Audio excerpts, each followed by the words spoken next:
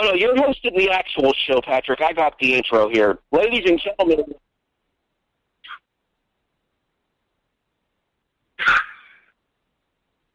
Okay. I don't think we care at this point. No, we don't care. Y'all do some of the best intros ever. Let me tell you. We don't care because I was telling Patrick that since he's the host of the normal show, I'm handling the intro. What happens when the legends of yesteryear meet the legends of today? What happens when commentary? Well, you'll see what happens. Ladies and gentlemen, this is Wrestling Unwrapped episode 25. This is Pro Wrestling Revolver, the debut show. This is W2M Radio. All right, go ahead, Tetsa. Take over. I was gonna say, did you want to include, our names? Like maybe this is Patrick Tetsa, or in my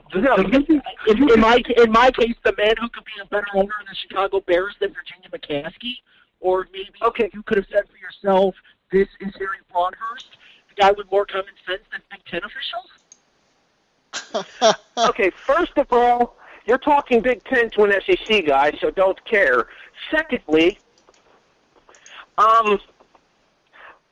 there's any number of people who could run the Chicago Bears better than anybody that's ran the Bears over the course of the years. The Bears haven't had decent ownership since Jim McMahon was still around and they were the Bears. Third, it was still Virginia McCaskey. Well, third, neither of us deserve that this is introduction Sting style. Anyway, hello, folks. Hello, folks, and welcome to a fairly late edition of Wrestling Unwrapped. I almost called this Pro Wrestling Revolver. Oh, I'm tired. This is Wrestling Unwrapped. I'm Patrick Tetsa, and joining me, as always, is Harry Broadhurst. And as was mentioned, hang on. Yes, tonight we are debuting a show that we kind of had to put off a little bit due to issues. And tonight we will be covering the debut show from Clive, Iowa. Let's just say Des Moines, because it's just outside of Des Moines, because I looked it up. The debut show of the Wrestling Revolver, Sami Callihan's new company, replacing America Lucha Corps. And one of the announcers knew. At least one of the announcers knew they were in Clive, Iowa. The other one seemed to think they were in Des Moines anyway, so what difference did it make? Well, that same announcer did say we might as well say Des Moines because it was close enough. I think the after party was actually in Des Moines proper at one of the local establishments. At the Voodoo Lounge. And you know this because they actually advertised it on the DVD, and we'll talk about that during the course of our review. Yeah, there's going to be quite a bit that we have to get through. Real quick, one final thing that we do have to get through before we get to a formal review. As always, Not ready. Okay, fine. Oh, this show we're doing plugs. My bad.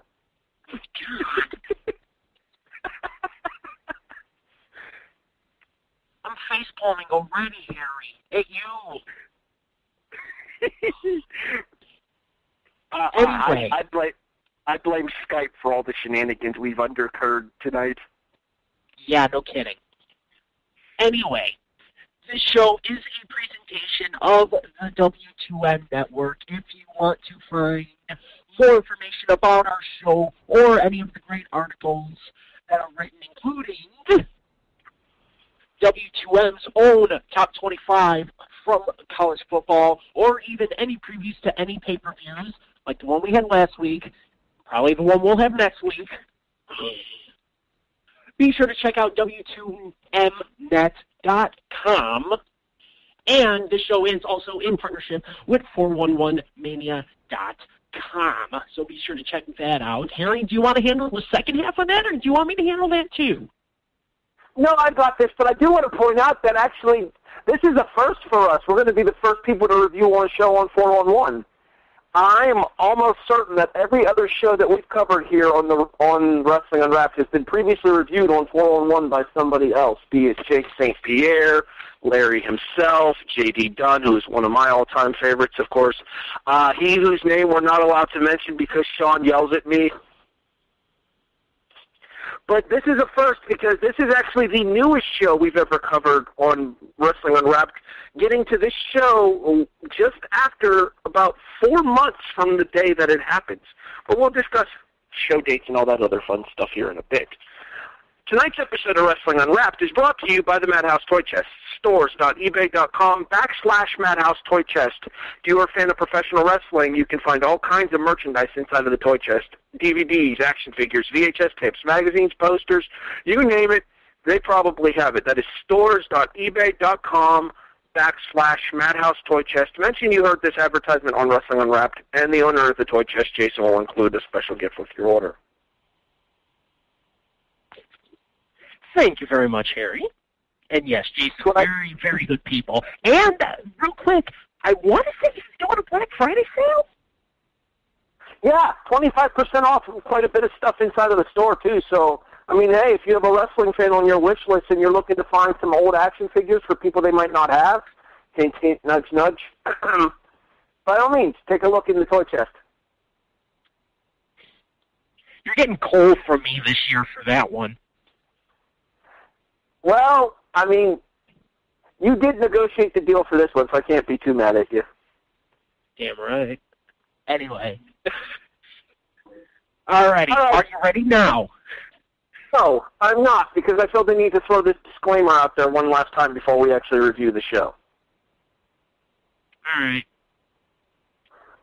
In a W2M, in a WU first, I don't know why I almost called it WU2M. I still feel like we got gypped on Survivor Series. Maybe that's it. Anyways, in a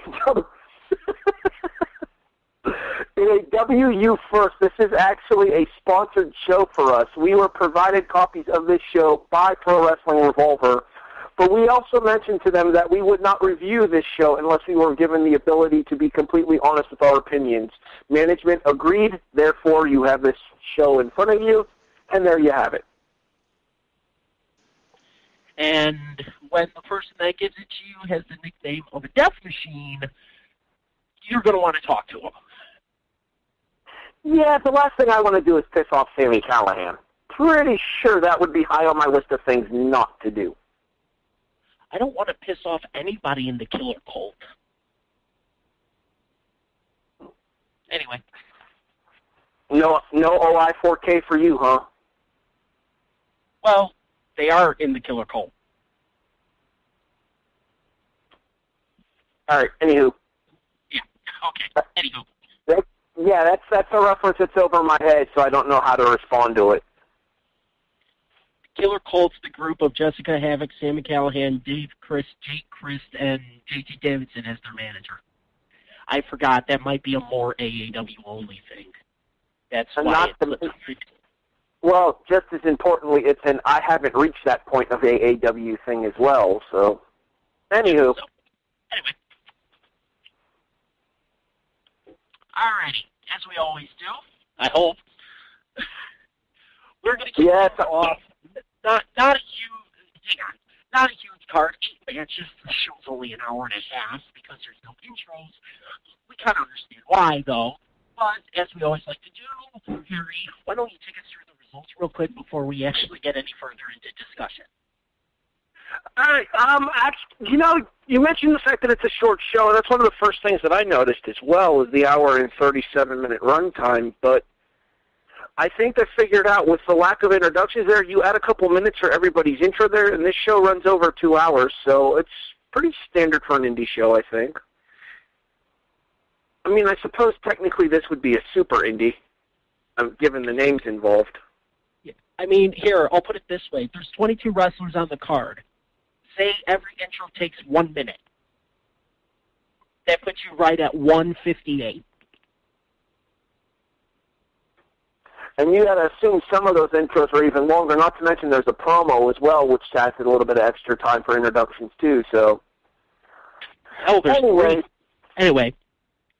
We are at the Seven Flags Event Center, I believe they said. Correct me if I'm wrong. You're correct. Okay. In Clive, Des Moines, Iowa. It is June 10th, 2016. This is the debut show of the Pro Wrestling Revolver, and these are your results. Rhino pins Trevor Lee, TNA X Division champion at this time, Trevor Lee, at 6 minutes and 15 seconds with a gore. A.R. Fox wins the A.R. Fox Invitational. Shocker. Pinning Dean Christ with a 450 splash. And? A 450 splash and?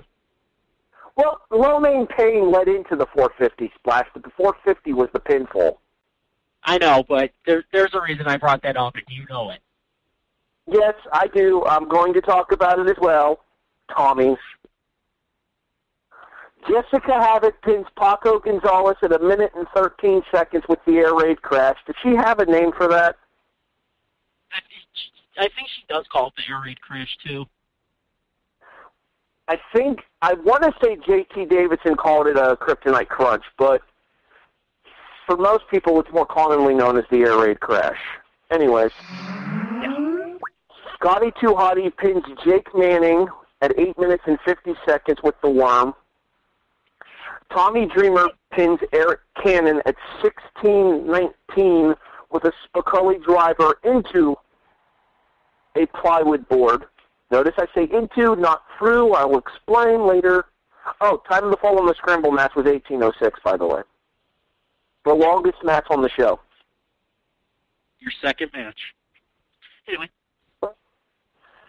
Hardcore Holly pins Sami Callihan. Wait, can we call him Hardcore Holly without being sued? Bobcore Holly pins Sami Callihan with an Alabama slam at 6:46. Michael Elgin pins PJ Justin Tyler Gabriel at 13:58 with a sit-out powerbomb. Hey. You forgot Black. PJ Black. That was the name he actually used here. Yeah, he's still Justin Gabriel to me, damn it. And at one point, A.R. Fox actually slips up and calls him Justin Gabriel too. And your main event sees Billy Gunn pin John Morrison. There's a promo to set this up that you have to see to believe. I wish I hadn't seen it. At 7 minutes and 31 seconds with the Famouser.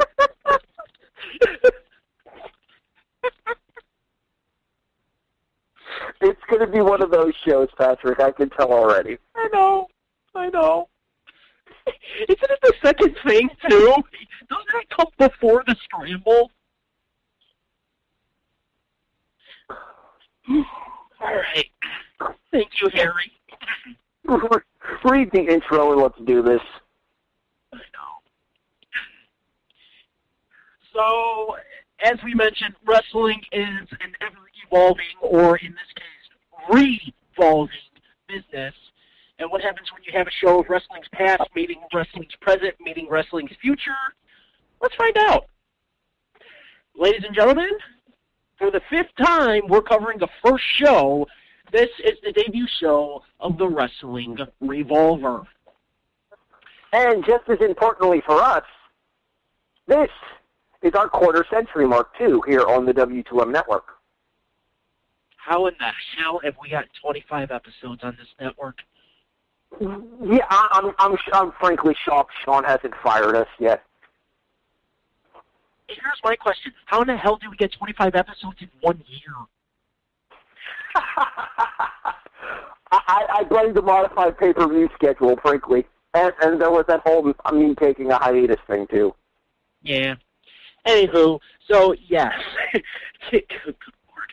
Kicking things off is Rhino, before he was the tag team champion, and before he was state representative Terry Guerin, taking on the then TNA X Division champion Trevor Lee. I don't think he has the belt anymore.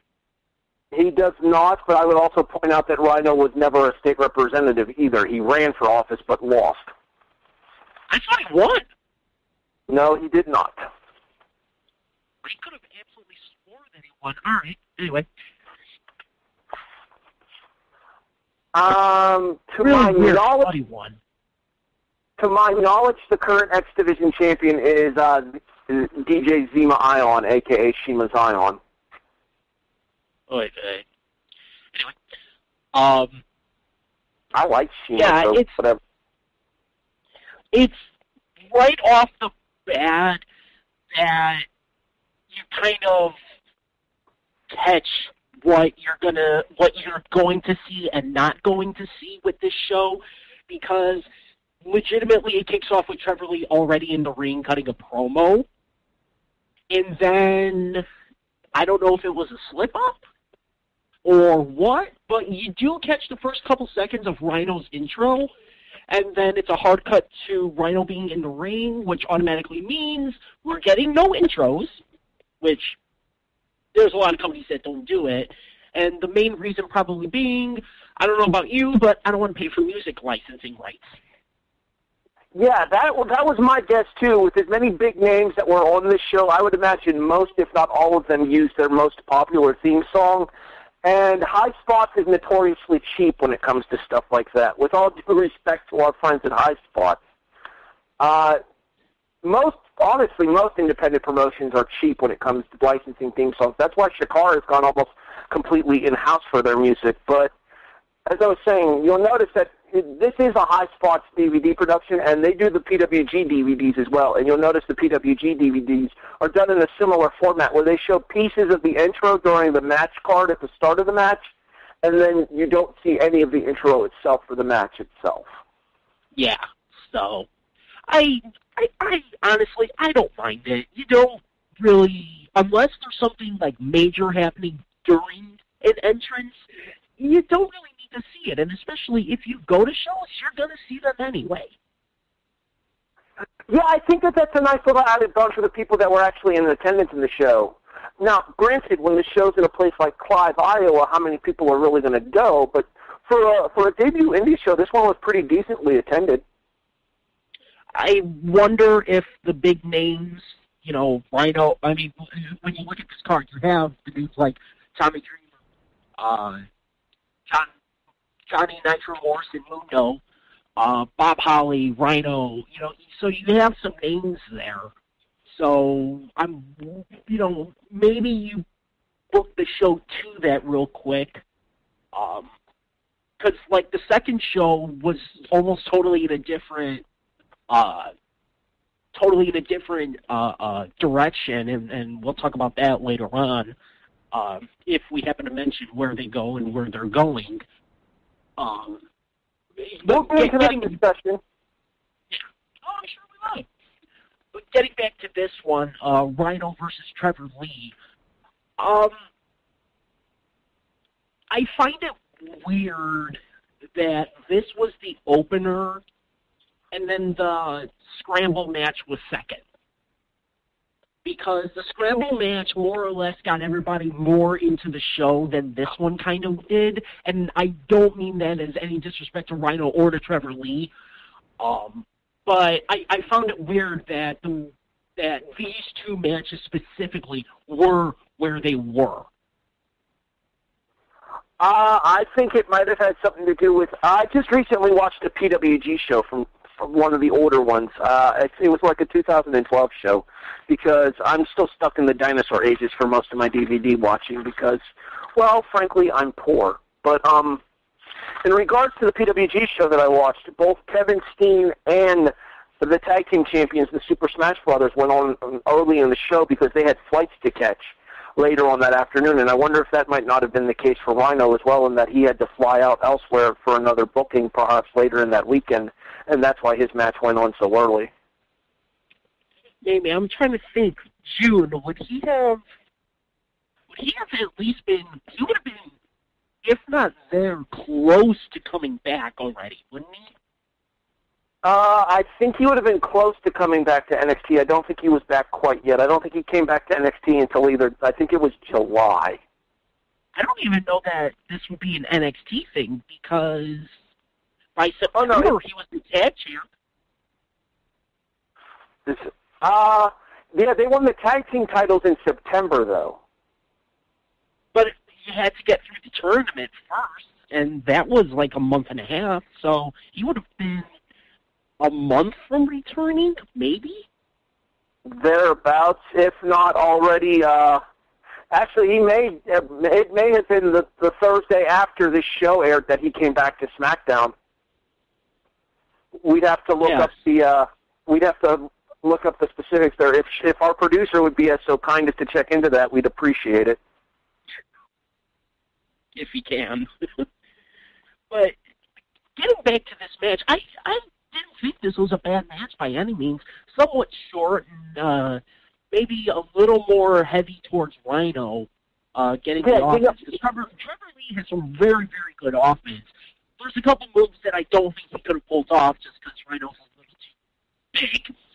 But this seems probably the closest thing, second closest thing to a squash on this card. And I say second because of later match.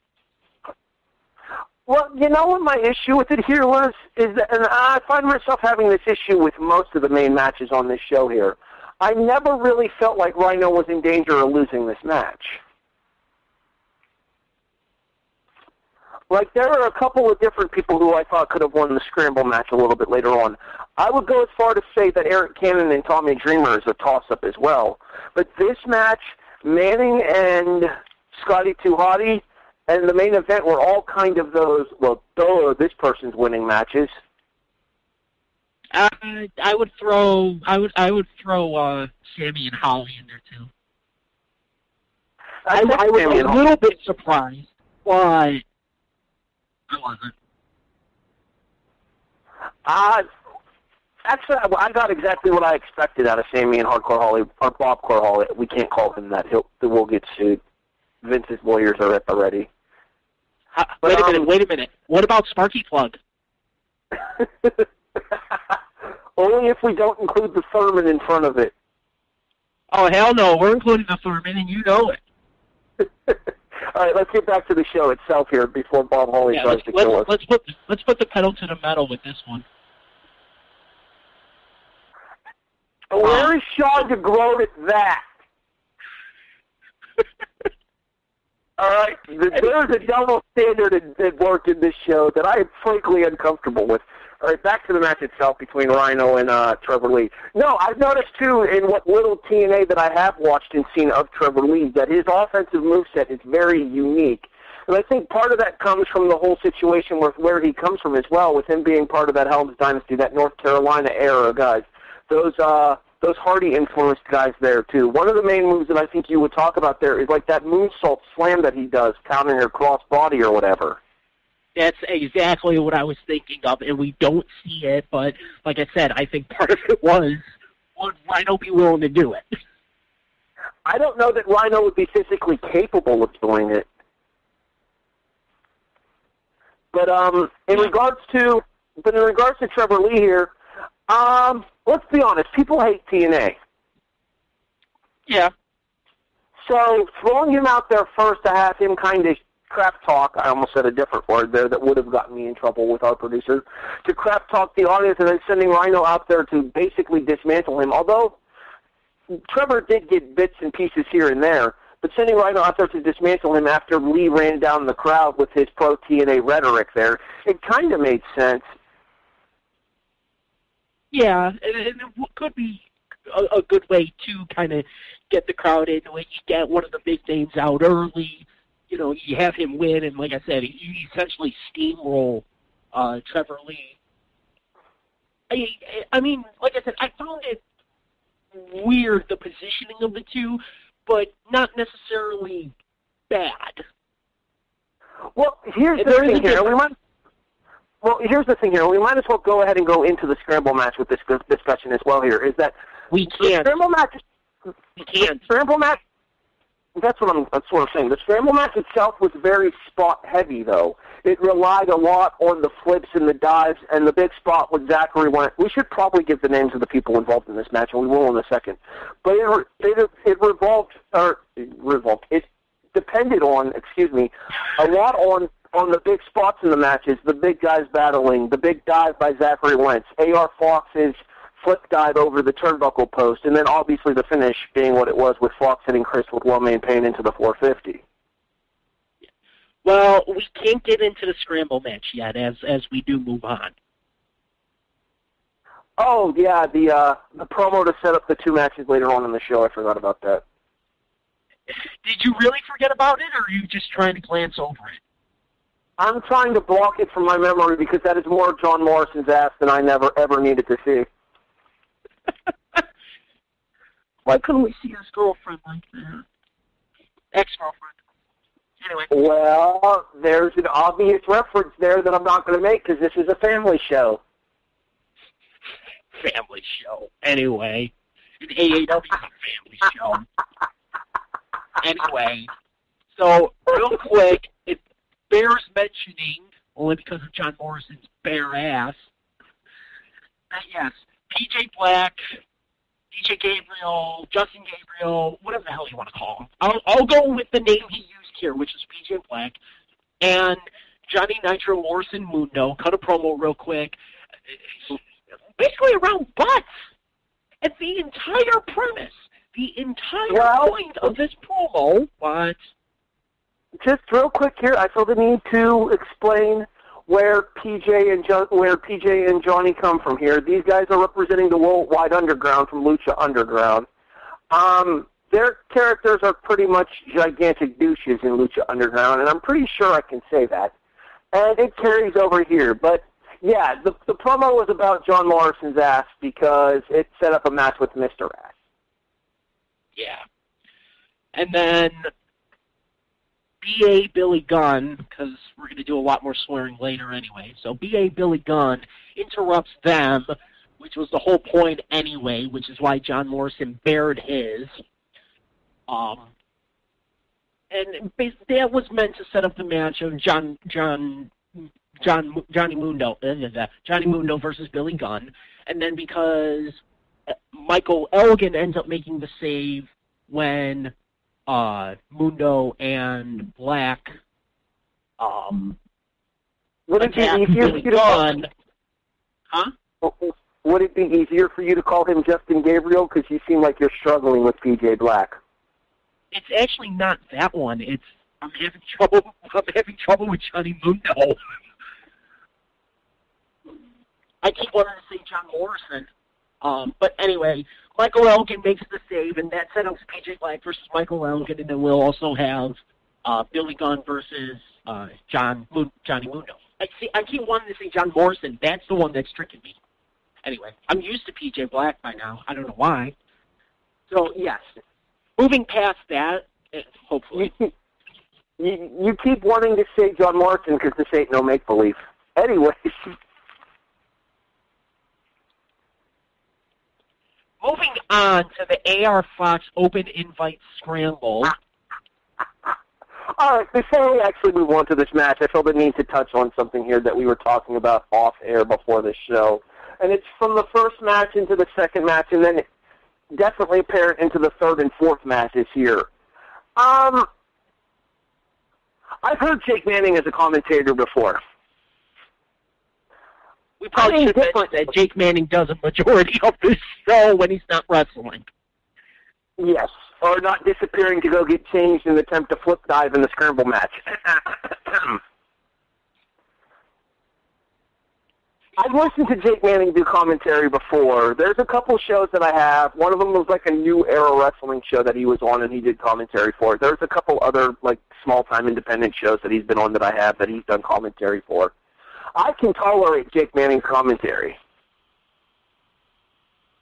I don't know if he was supposed to be the heel commentator or the face commentator or whatever the hell he was supposed to be.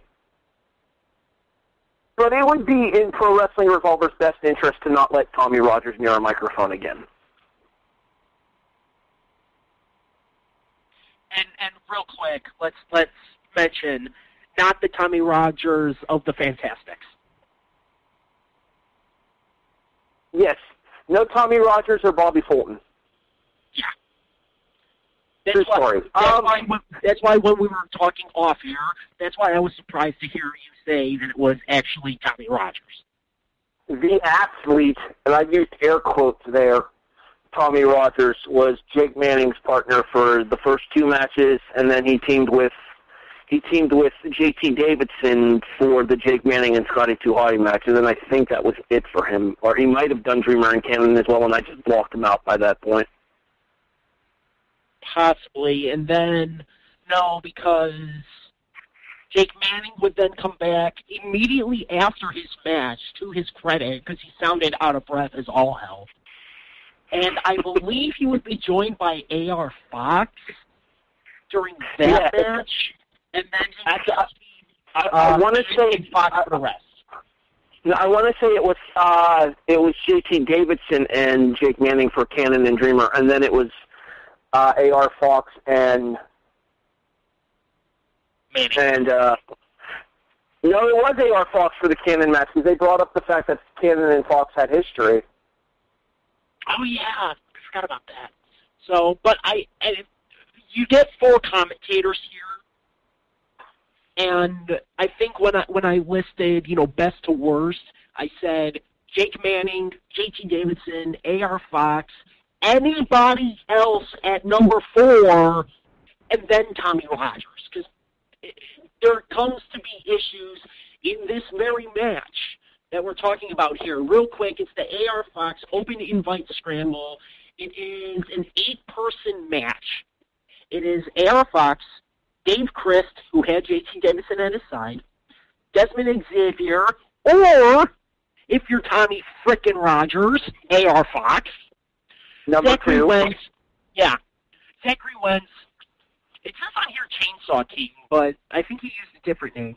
Connor Braxton, Kurt Stallion, and KLD, which even I had trouble with, was Kevin Lee Davidson? Kevin Lee Davidson, yes. Chainsaw King, they actually used his real name, like his actual name on commentary there, but the DVD cover says Chainsaw King, so that's what I went with. I'm going to have to go back and rewatch the show in order to catch his name, the actual name that the commentators used. But I do know that the DVD itself actually lists him as Chainsaw King, so. Yeah. So, I mean, this match was a hell of a lot of fun. At times, yes.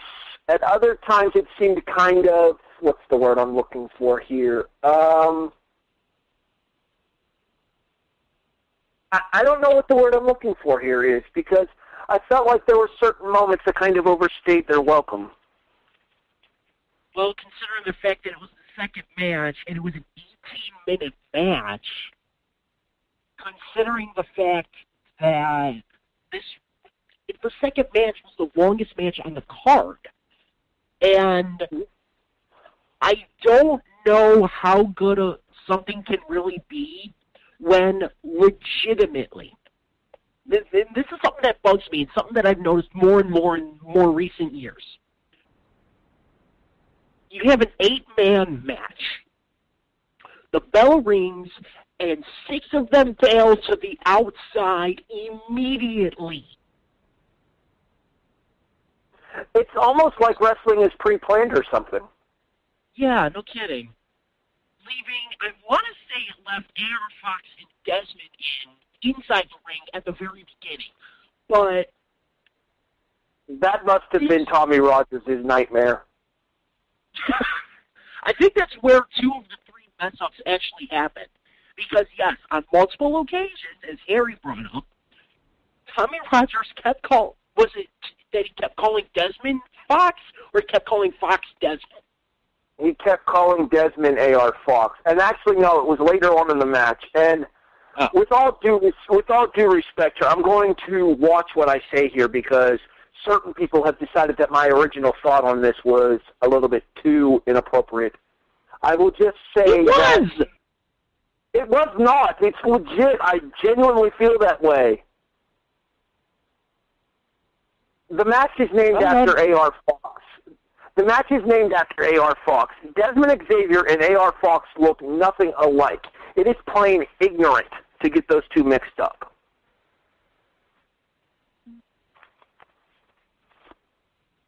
I will refrain from the other half of that statement because I'm being told that it's in bad taste.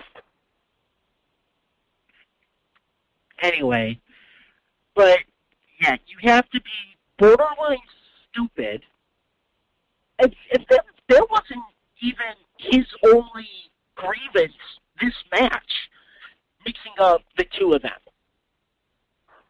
Well, it wasn't Desmond that AR Fox would go with the finish on, but it's not like you would know what the finish was if you were listening to Tommy, because Tommy called it a flippity thing and then a moonsault, because, that's what low main pain and a 450 are. Not only that, they also didn't know the name of Kevin Lee Davidson.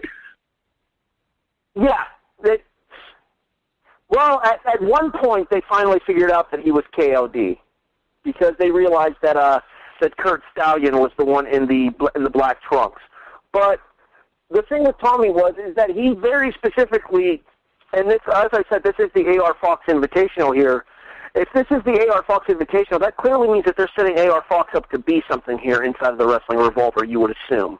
And given that AR Fox and Sami have an extensive history in multiple promotions over the years, Dragon Gate USA, Evolve, Combat Zone Wrestling, call it what you will, you would think that the commentators would be doing everything that they could in order to put over AR Fox as this massive threat, this major guy going forward in the promotion here.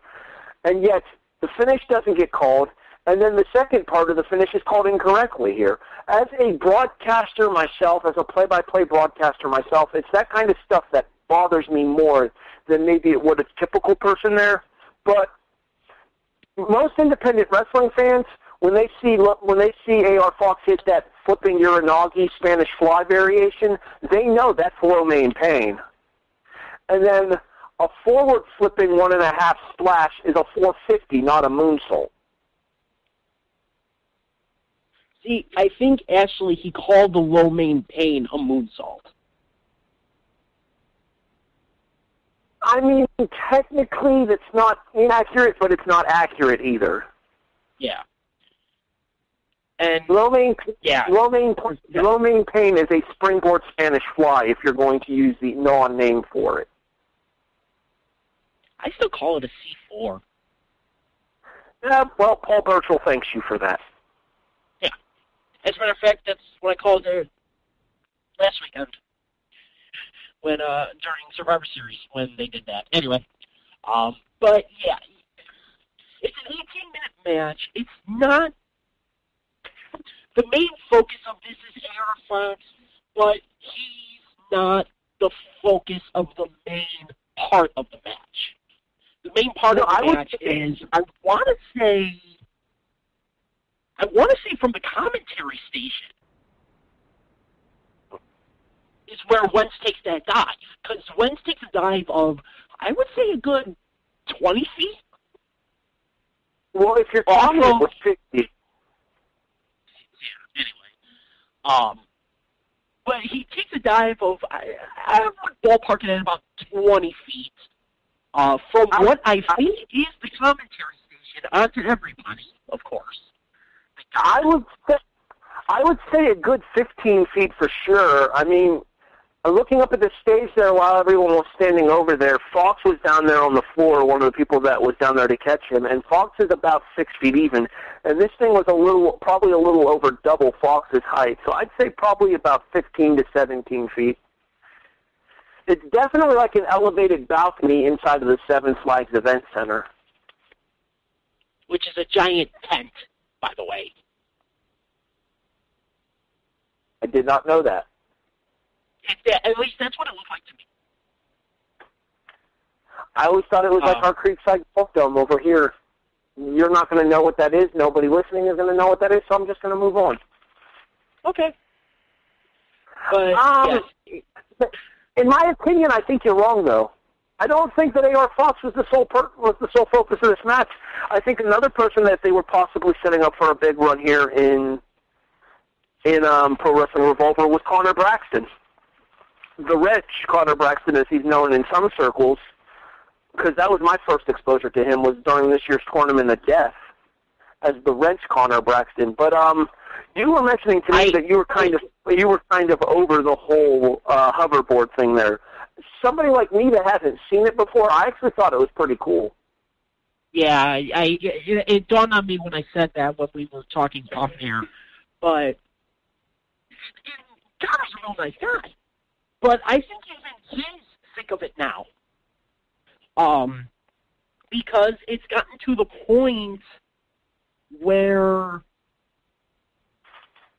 his entire gimmick, at least in AAW, and a lot of other places now, is the hoverboard. Either doing the Cesaro swing on the hoverboard, doing a dive over the top rope with a hoverboard. The spear with the hoverboard assist. Yeah, I knew I was missing one. The spear with the hoverboard is assist. You know, those kinds of things.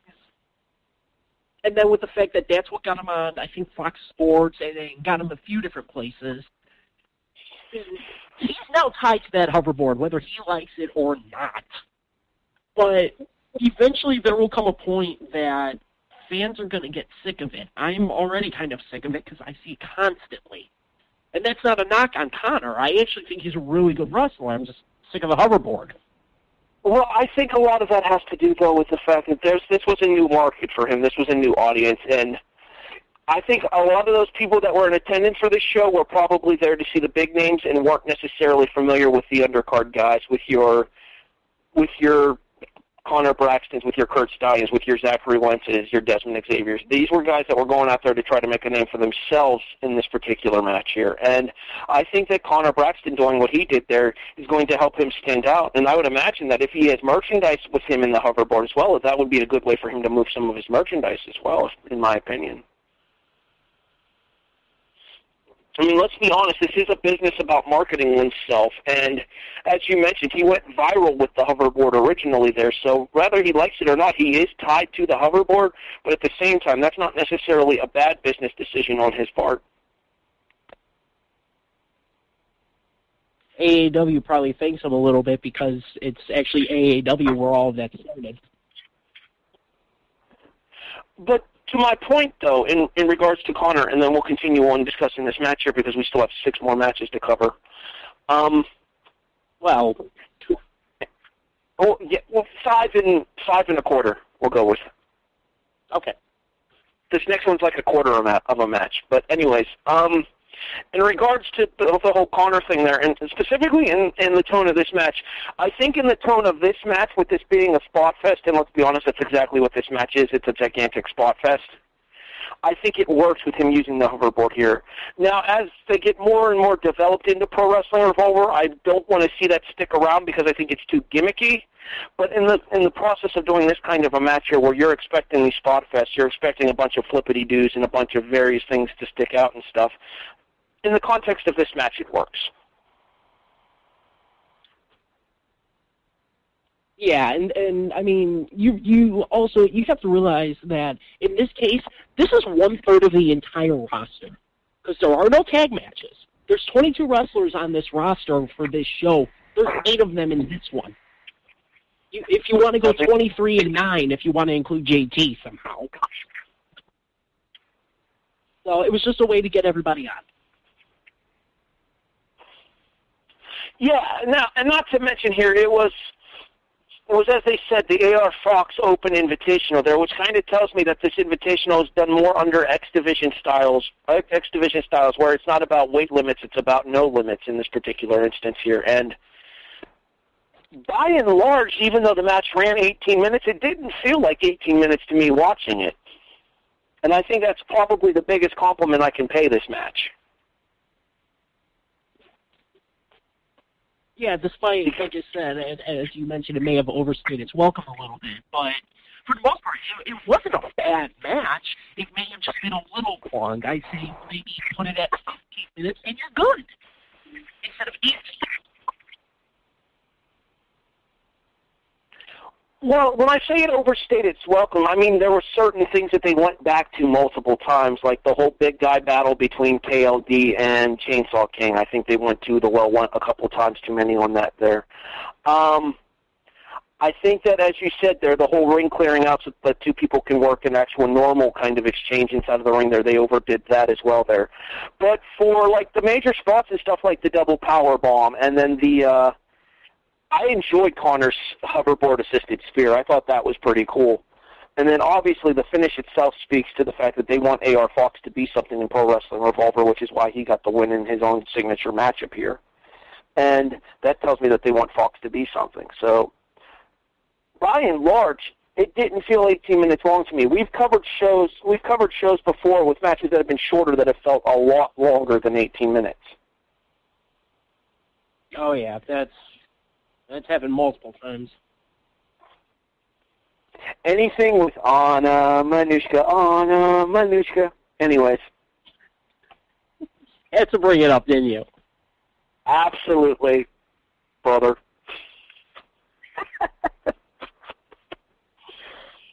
Jeez. Back on task. Anyway, so moving on after A.R. Fox picks up the win. No, yes, allow me to handle this next match. You ready? Choke slam, it's over. Jessica Havoc versus Paco Gonzalez, and we're done here.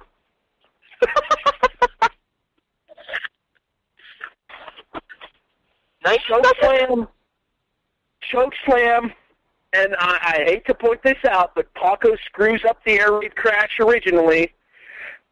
Jessica doesn't have it and lifts him back up right into the air raid crash for the pinfall. I guarantee you that if Paco had not dropped out of the air raid crash originally, this match would have timed out at less than a minute.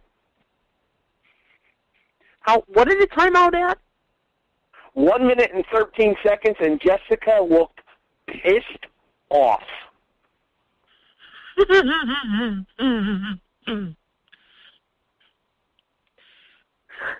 You know how I said earlier on in the broadcast that Sami Callihan is not someone I would want to piss off? Yeah, I would put Jessica Havoc. I would put Jessica Havoc pretty high on that list as well. I've been near her when she's pissed off. Trust me, that's well warranted. You don't want to deal with a pissed off Jessica Havoc. Here's my question. Since you decided to bring her up anyway, who looked more pissed off after their match? Jessica Havoc after her match with Paco Gonzalez? Or Awesome Kong after her match with Anna Manushka? You started it. As soon as you said that, I knew where you were going and couldn't control the laughter. You started this one, bud. You know what? I'm going to say Awesome Kong was more pissed off because she had to deal with about 7 minutes of Anna Manushka's crap. That being said, given the choice between Jessica and Kong, I would much rather be around Kong angry than Jessica. I could understand that one. And at least this was a match that lasted under 90 seconds that actually should have been under 90 seconds. And the second match we've seen this week that was under 90 seconds. Yeah, I'm bringing it up. Shut up. We're not doing that now. We're going to save that for a future show down the road. 3.5 hours, and that's how it ends. Anyway. The man scout Jake Manning versus Scotty 2 Hotty. Am I the only one that thought Scotty was retired? Maybe, because I've seen him do one-off spots. Well, I had heard something about him messing up his neck while he was in the WWE, and that's what led to his release and the fact that he retired because of it. I wasn't aware that he was wrestling again. I don't mean that as a slight... At the same time, let's be honest, was there really anything major that he did in this match? Well, no, there were no real major bumps for him over the course of this match here. He kind of he dominated most of this match against Jake Manning, and most of the offense that Manning got was ground-based against Scotty 2 Hotty, so that may have played a part in the fact of him being able to work this match here. But anyways, Scotty 2 Hotty picks up the win at 8 minutes and 50 seconds with the worm here. And the other thing that I wanted to point out about this Jake Manning and Scotty 2 Hotty match too is that is it just me, or was Jake Manning the most effective heel on this show? Well, the most effective heel that didn't bear his ass. I wouldn't even put him as the most effective heel. I almost feel like the most effective heel, aside from maybe Jake, was Trevor. Well, I think that Trevor has that built-in anti-TNA bias going for him here, whereas Jake actually got his home state fans to turn against him. I don't think Jake Manning gets the credit he deserves as a character/worker. I think a lot of people see the flash with Manning's gimmick and don't necessarily see the stake. Does that make sense? Like they see the sizzle.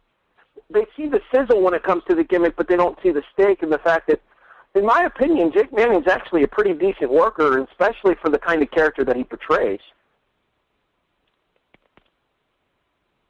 That would make sense. Although, boy, that gimmick, the Man Scout, that's a little weird. He's been doing this gimmick for years, though. Frankly, I have no issues with it there. I feel the only place he didn't do it was $5 Wrestling, and that was only because he was actually heel, like full on heel. Wasn't he like a commentator for FDW as well? Like, I seem to remember him and Colt Cabana being the commentary team for $5 as well. And maybe he did both, because I know that he had a rivalry with Freight Train.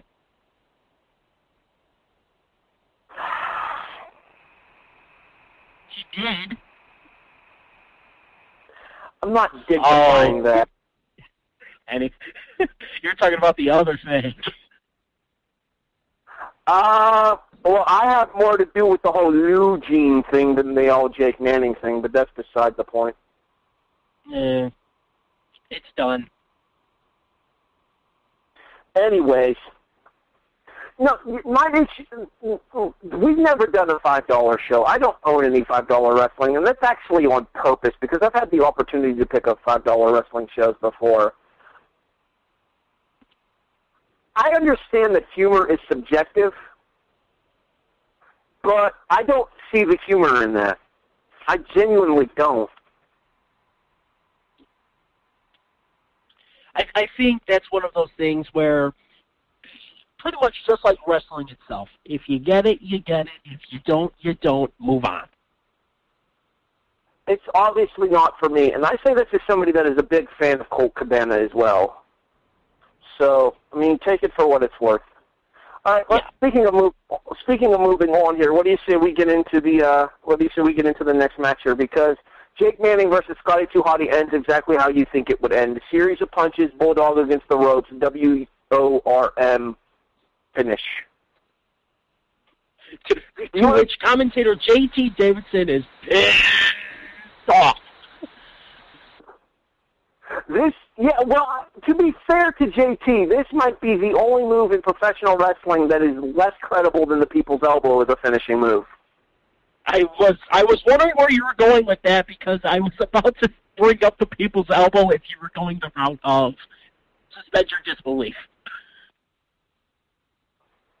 Yeah, no, there's a level of ridiculousness that I can handle in my pro wrestling.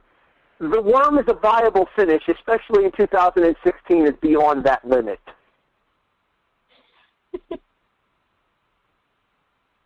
Fair enough.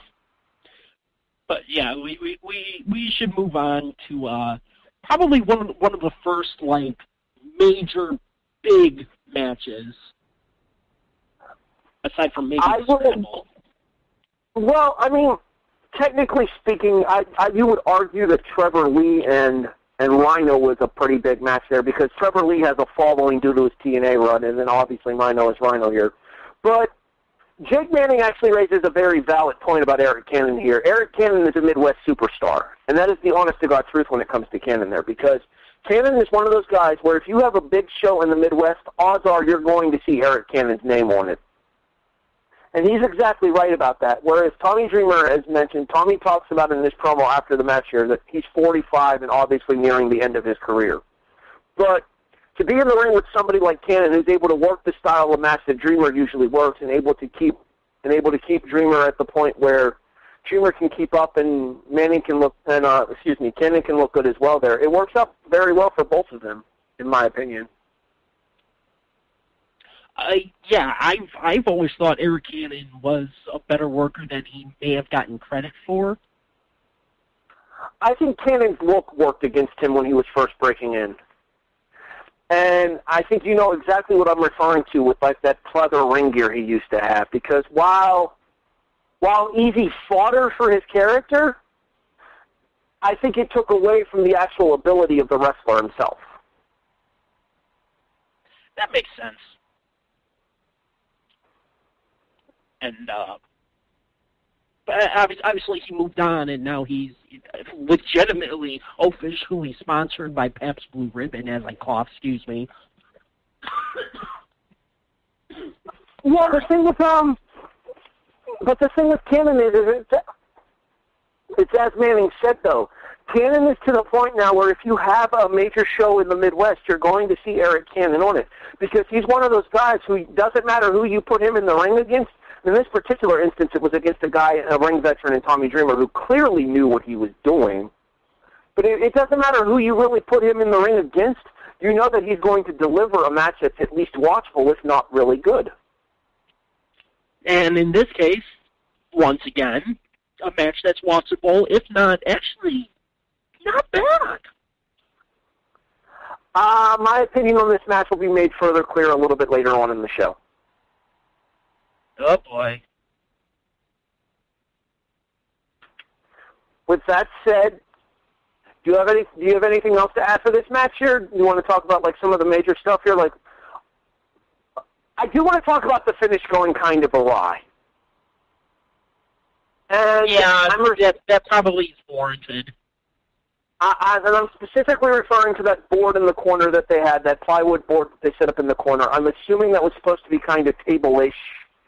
And the finish was supposed to be the Spicoli driver through the table, or through the board, as it were. And the board doesn't break, and it doesn't really give much either, so it looks like Cannon kind of ate crap. But which is weird because, sorry, real quick, which is weird because that board looks flimsy as hell when Cannon pulls that out. Absolutely could not agree more with that. You would think that was going through there. And I think that had a lot to do with the positioning that it was. Like, if they would have set it up leaning it against the turnbuckle and done the Spicoli driver into it, I think that board would have shattered and it would have been a lot cooler of a visual. Yeah.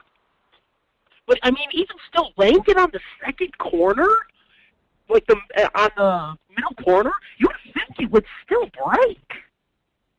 You would think so, but apparently they didn't hit the sweet spot the way that they needed to. Maybe that bullseye was where Dreamer was supposed to land him, and it just didn't work out that way. Wow. But yes, in the end, Tommy Dreamer ends up picking up the victory. All right, I got a funny feeling we're going to be kind of divided on this next match, so I'll let you go ahead and introduce it. I don't know how divided we'd really be. We'll see here in a few seconds. Yeah. So our next match is the Callihan Death Machine, right? Yeah, it is that one. Let's make sure.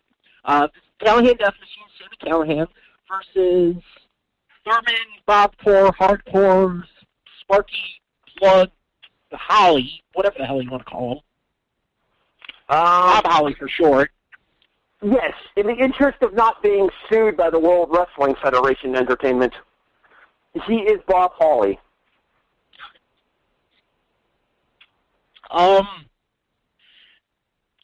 One thing threw me off a lot. And it's the one thing I texted you about this match. Wow, is it short? Given the style of match that they worked and the fact of who the participants were, I think that was actually probably for the best. That's short, though? Yes, and the reason I say that is let's be honest here. How many people really want to see 12 to 15 minutes of Bob Holly beating Sami Callihan's ass? It's true, I suppose, but I all right, this might stink a little of bias, but I'll still say it. I would think, in this case, Sami would still be one of the bigger draws. So to have him lose like that, I disagree. Might seem a little weird. I disagree, and here's why. Because with Sami, it's not rather he wins or loses. It's more about the style of match that he has. Sami is known for those brawls, those strong style slugfests here. And this was, and I'll admit, I was really surprised at some of the stuff that Hardcore Holly did take in this match, too. Like that, the suicide dive against the ropes, and then that bicycle kick right at the start of the match looked vicious, too. Yeah. Sami knows his kicks. That's for damn sure. Sami knows his well, kicks. my point being, though, is that when it comes to, like, when it comes to your comment about Sami being a big draw for the show, I absolutely 100% agree. But at the same time, I think the casual fans that are in attendance for this show, and let's be honest, this show, we talked about this twice already, this show was booked around casual fans, and we kind of discussed this a little bit earlier by text when we were discussing the fact that I feel like there wasn't enough build towards a second show here. But we'll get into that fully here in a little bit. Specifically being here with all the casuals that you mentioned being in attendance for this show, I think that you kind of had to have this kind of a sprint with Hardcore Holly and Sami, and I think you kind of had to have Hardcore Holly go over here in order to suit the casuals in attendance. And, I mean, I'm not going to say that Hardcore Holly isn't going to want to put Sami Callihan over because I don't know that for sure. I would imagine that Hardcore Holly is a professional, and if told that he was losing, he would. But at the same time, given the fact and the location of the show and the fact that this is the debut match for the promotion, this is the debut show for the promotion here, I don't really see an issue with Holly going over in this match.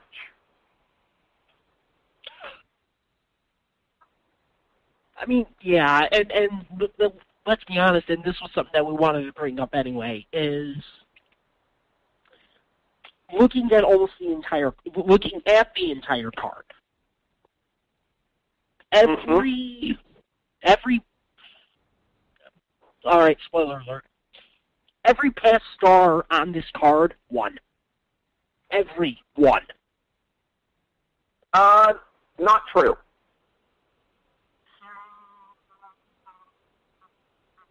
Technically speaking, Justin Gabriel, PJ Black lost to Michael Elgin. You're really going to call him a past star, though? He was the one that had to run in...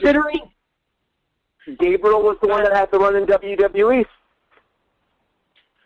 Yeah, but Gabriel's also the one who could still go back to the WWE.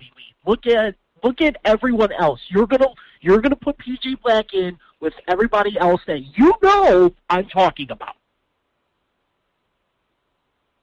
Rhino, Holly, Billy Gunn, Tommy Dreamer, Scotty 2 Hotty, and you're gonna want PJ Black in with them. Okay, A, Rhino's already back in the WWE. B, if John Morrison didn't have a contract with Lucha Underground, he would be back in the WWE right now. No, he wouldn't. Yes, he most certainly would. Especially if his, how do I put this, hyena of an ex-girlfriend wasn't involved in the package deal this time. Don't get me wrong. I love Melina. And we've discussed her on this show before in my general infatuation with her. She's probably my second favorite WWE diva of all time behind Tori. But to put it nicely, that bitch is crazy. It's an understatement. So, Morrison wasn't still involved with Melina. I think the door would be open for him to return to the Fed. And now that he's not, I think the door is open for him to return to the Fed. It's just a case of him having the Lucha Underground contract.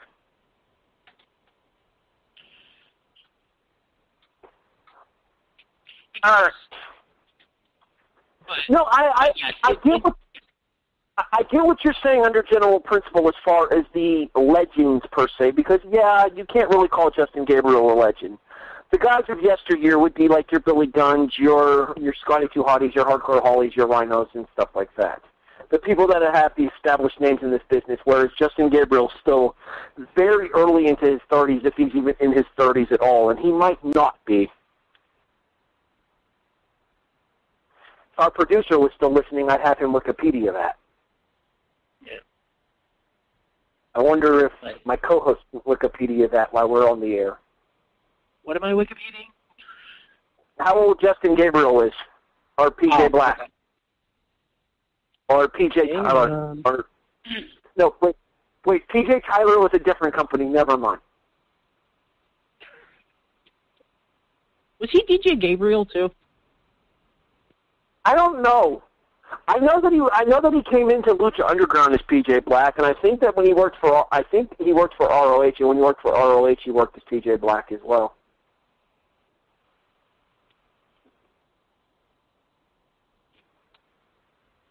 Justin Gabriel is 35. Really? Yeah. That surprised the hell out of me, too. Did not think he was that old. All right, anyways.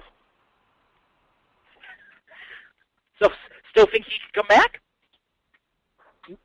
To the WWE, yes. I do. But I think it's I think a lot of it's gonna have to do with his lifestyle choices. Because if I'm not mistaken, I believe I read something about him having a similar recreational habit that cost Paul London his job. And Brian Kendrick. Originally. Rob Van Dam. Sabu. Matt Sydal. Damn, you beat me to one. The list goes on and on, really. But all right, enough of them. Let's get back to the show here. We got a late start. We're only an hour in. We may actually finish this in about an hour and a half, and I'd like to do that if we possibly can. I know. All right, so let's go ahead and get into this next match here, which is the aforementioned PJ Justin Gabriel Black, taking on Big Mike, Unbreakable, Unmovable if you're Jake Manning. Unmulletable now. I could totally see Michael Elgin making that a thing there. Unmovable Michael Elgin. You know what, at this rate, why the hell not? Oh, we should probably also mention, the IWGP Intercontinental Champion. Former IWGP Intercontinental Champion. Is he over there for Tag World or for whatever they're calling their tag team tournament? I mean, Sean would be more likely to know that than either of us, because I know he's real big into New Japan. The World Tag League? I don't even think he's there for it. I didn't know if he was or not. No, I think right now he's just pushing on promoting what will likely be another future first show that we'll end up covering. I think he's right now trying to push his new company, Glory Pro. Hey, more power to him. I think it works out when a lot of these promoters. I think it works out when a lot of these wrestlers become promoters, because a lot of the wrestlers that become promoters know what kind of dirty habits a lot of promoters tend to use and stuff. So they'll be less likely to screw the boys around when it comes to stuff like that. There. Plus, I mean, you work my show, I work your show, so it keeps costs down as well. Yeah. And then you just kind of work on selling merchandise in order to make your money for the day. Because I would imagine that a lot of, given the fact that, let's be honest here, this is a very markish crowd. Like, you can definitely tell that this is a very old school. Say what? I was going to say a very easy crowd to work with.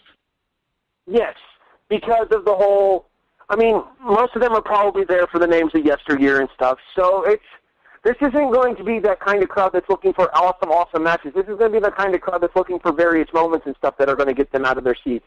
Kind of like what Zachary wants his dive there. I guarantee you, after his dive there, that dude sold a crap ton of merchandise if he had any.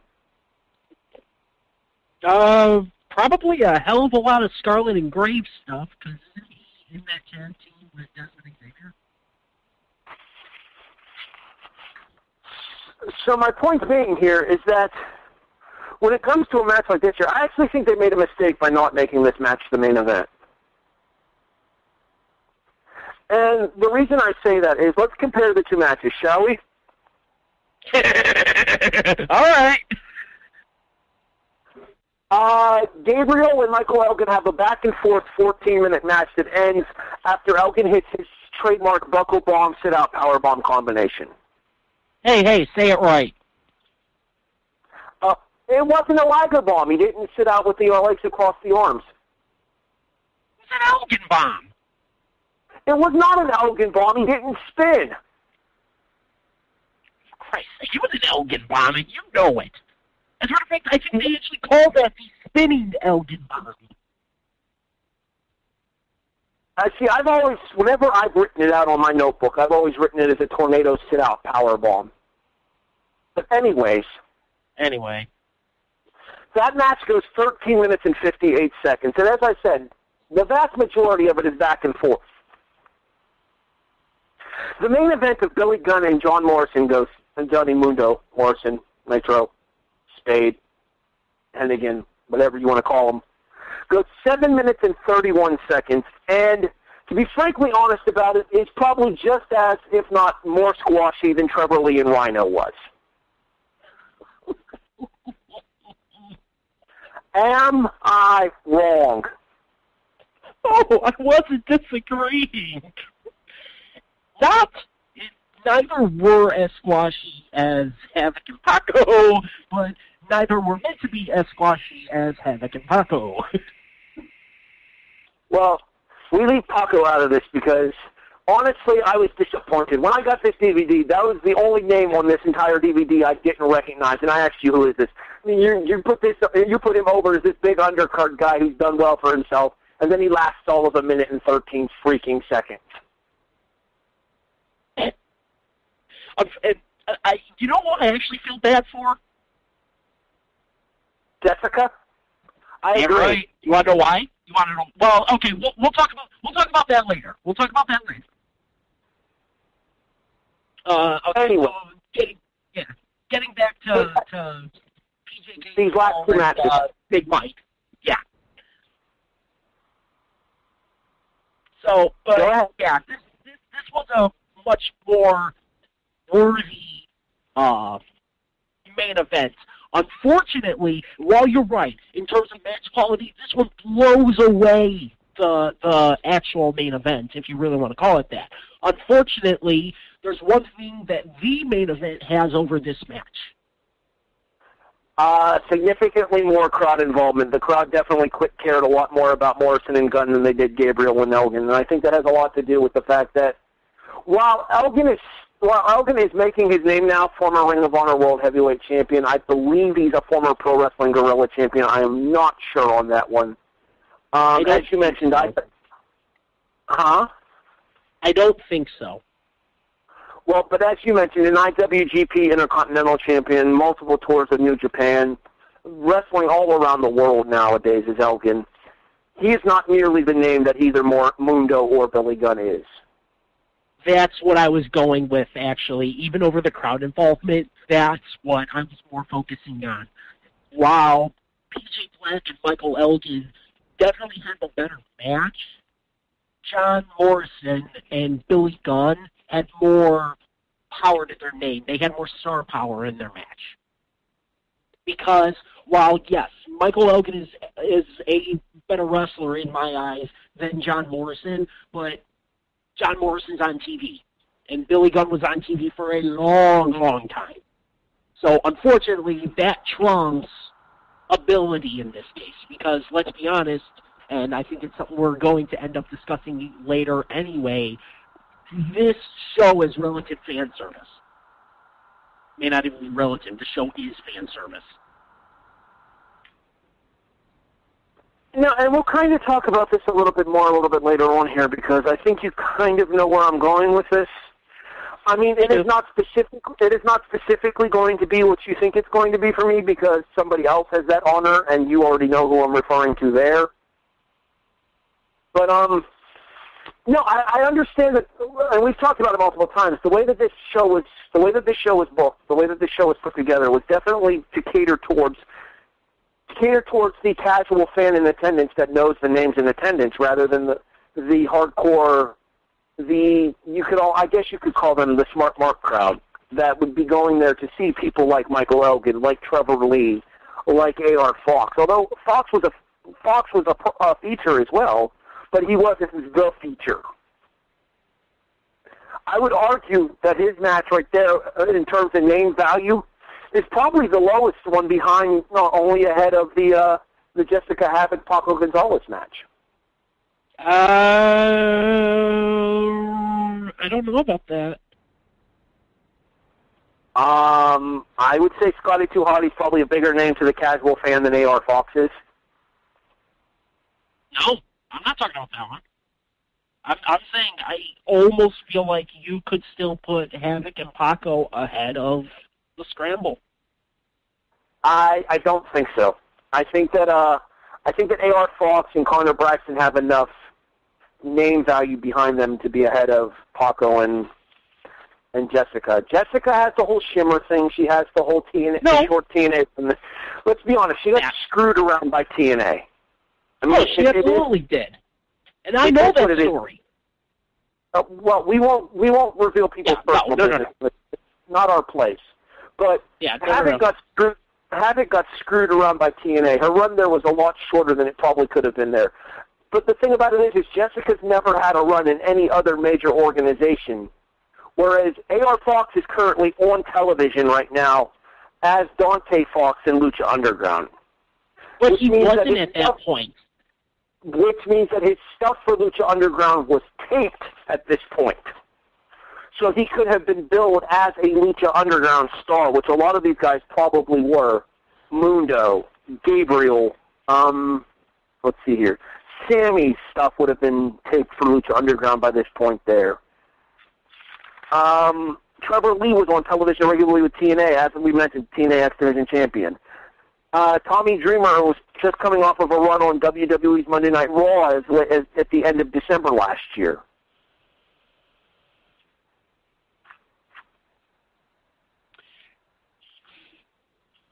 I 100% understand what you're saying. I think, but yeah, in this case, this show was, all about the names. And I think in this case, all of the right people won.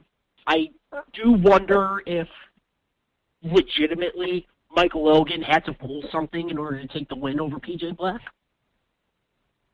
I think it's going to be to set up the fact that, in my opinion, Elgin over PJ Black is the only match that really built towards the future of this company. Well, that and the AR Fox winning the AR Fox match too, and I guess to a lesser extent you could argue just Jessica Havoc's win over Paco as well to establish Havoc as a dominant force going forward inside of this company here. But I think that Elgin over Gabriel really set up Elgin for a big run in this company, assuming that he sticks around there. And you never say never in an independent promotion here. I don't even know what the card is for the second show. I would imagine you have the second show by now, since you've seen Sami in the interim of when you got this one and when they ran their second show. I think they're up to like their third or fourth show now. They're only 2 down. They've only done 2 so far, so you must be only running every couple of months then. Yeah, and I think it was about 4 months apart for the 2. And right now, their next show that they're scheduled right now is WrestleMania weekend. Which tells me that they're probably going to run every 4 months or so. Probably. And I think when you're doing this kind of a company, especially when you're starting up this kind of a company, like a super indie-style company, you have to space out your shows in order to be able to financially support doing this. Because let's be honest here, a lot of the names that appear on this show weren't cheap. Oh, absolutely not. Well, I can think of one wrestler that you didn't actually have to pay him. You had to pay his overall company. Well, I would imagine that there were probably several people who have their own companies who will work for Sami in exchange for Sami working for them. And, I mean... say what? No. I was talking about Trevor Lee and the TNA contract thing. Oh, no, you still have to pay TNA in order to use Trevor Lee. That's what I'm saying. You don't pay Trevor Lee, you pay TNA. You don't pay him, you pay his company. Oh, well, yeah, that's probably fair. Yeah. probably should get back to the main event and at least cover it a couple of minutes. Well, we went over it briefly while we were discussing PJ Black and Michael Elgin, but yeah, as you mentioned, the main event is Billy Gunn, and I almost said Michael Elgin. So I'm going back to my thought of what should have been the main. The main event is Billy Gunn and Johnny Morrison, Mundo, Nitro, Hennigan, Spade versus Mr. One Badass Billy Gunn. Well played, sir. Well played. Actually, wouldn't he be the one badass? You have to include the Mister in there somewhere. That's true. Shenanigans afoot. Greatly afoot. So, anywho. The Mr. One Badass Billy Gunn. That's a mouthful. As opposed to what we saw with Johnny Morrison Mundo. As opposed to what we saw with Morrison earlier on the show, which was an eyeful. Oh. You know, for someone who wanted to move past that, you sure are bringing it up a hell of a lot. I'm just reflecting of what kind of world we live in, where him showing his is okay, but Melina never got to show her. Anyways, moving on. Well, moving on. Family show. Family. I got my family to listen to this. Okay. No, the issue that I have with this match isn't the participants, it's the length. I'm sorry, but if you were the main event of a show, you should not be the third shortest match on the show. With one of them being a squash, it doesn't really count. Actually, I didn't count that match in my assessment there. I only counted the actual matches. Lee and Rhino at 6:15, Hardcore Holly and Callihan at 6:46, and this match at 7:13 or 7:31. Excuse me. My dyslexia is coming through apparently. But yeah, it's like this was. Let's be honest, the match that had I'll say most build, because Black and Elgin was an offshoot of the one pre-match promo that happened, and that originally started as Morrison and Black, and then switched to Morrison versus Gunn, and Elgin just came in at the end, and the match was made. But you know, if you're going to... Boy, a main event being too short, how about that? Sorry, had to bring it up. Anyway. But, yeah, this was the wrong match to be the main event. This absolutely was. You're absolutely right. But this was a case where, out of everybody on this card, you most likely had the biggest name. Oh no, there's no question that this match contains the highest name value out of any match on the card. And the only match elsewhere on the card that I would put up with that is Callihan and Hardcore Holly. And let's be honest here, I would say that Hardcore Holly is as big of a name as Billy Gunn. I don't think Johnny Mundo would be. I don't think Callihan's in Morrison's league when it comes to household notoriety. Oh, that's without a doubt, and that's with Callihan being on Lucha Underground now. You know, I don't think. Let's not forget Morrison, Mundo, whatever, main evented the first show of Lucha Underground. Sami Callihan debuted like 4 episodes into season 3. Yeah, so I'm not denying that, and that's not even including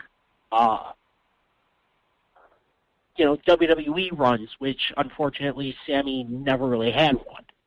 So, but in terms of real quick, in terms of name power, yeah, the main event had the biggest names, but I'd like to think that even in advanced age by wrestling standards, let's be honest, I'd like to think Billy Gunn could go longer than 7.5 minutes, as juiced up as he is. Remember, that's what got him fired.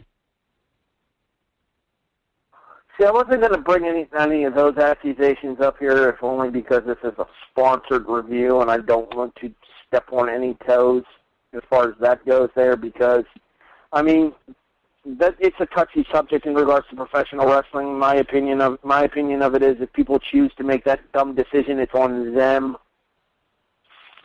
But as far as the whole runtime goes here, I have no issue with the participants being the participants in the main event. I have an issue with the length of the match, and I say that because you put another 5 minutes on this match, it might take away some of the match quality from it, because, let's be honest here, 2016 Billy Gunn's probably not going to be able to convincingly go 15 minutes with any kind of regular pace, whereas a sprint Billy Gunn would be able to maintain the Billy Gunn pace that fans would know him from. But I think doing a 7-minute main event is doing a disservice to your fan base. Yeah, this was one match that screamed of, unfortunately, get in, do your stuff, get out. And in reality, Johnny Mundo never really got a chance to even really do his stuff. This was the GYSI special for Billy Gunn. Yeah. That's exactly what it was. Wait, Brian Cage was on the second show. And we have to assume that he GYSI'd as well. Probably. No, GHSI'd. Yes, got his. Yes. Yeah. For those of you who don't get the reference, Google Brian Cage GYSI. So that way Sean can't get it up. Yeah, and you'll know why he's named Mr. GMSI. As we throw 4 letters out. Yes. This is all just to make sure that we don't get thrown off the air. Yeah. Anyway. Happens. But, yeah, I think this might be...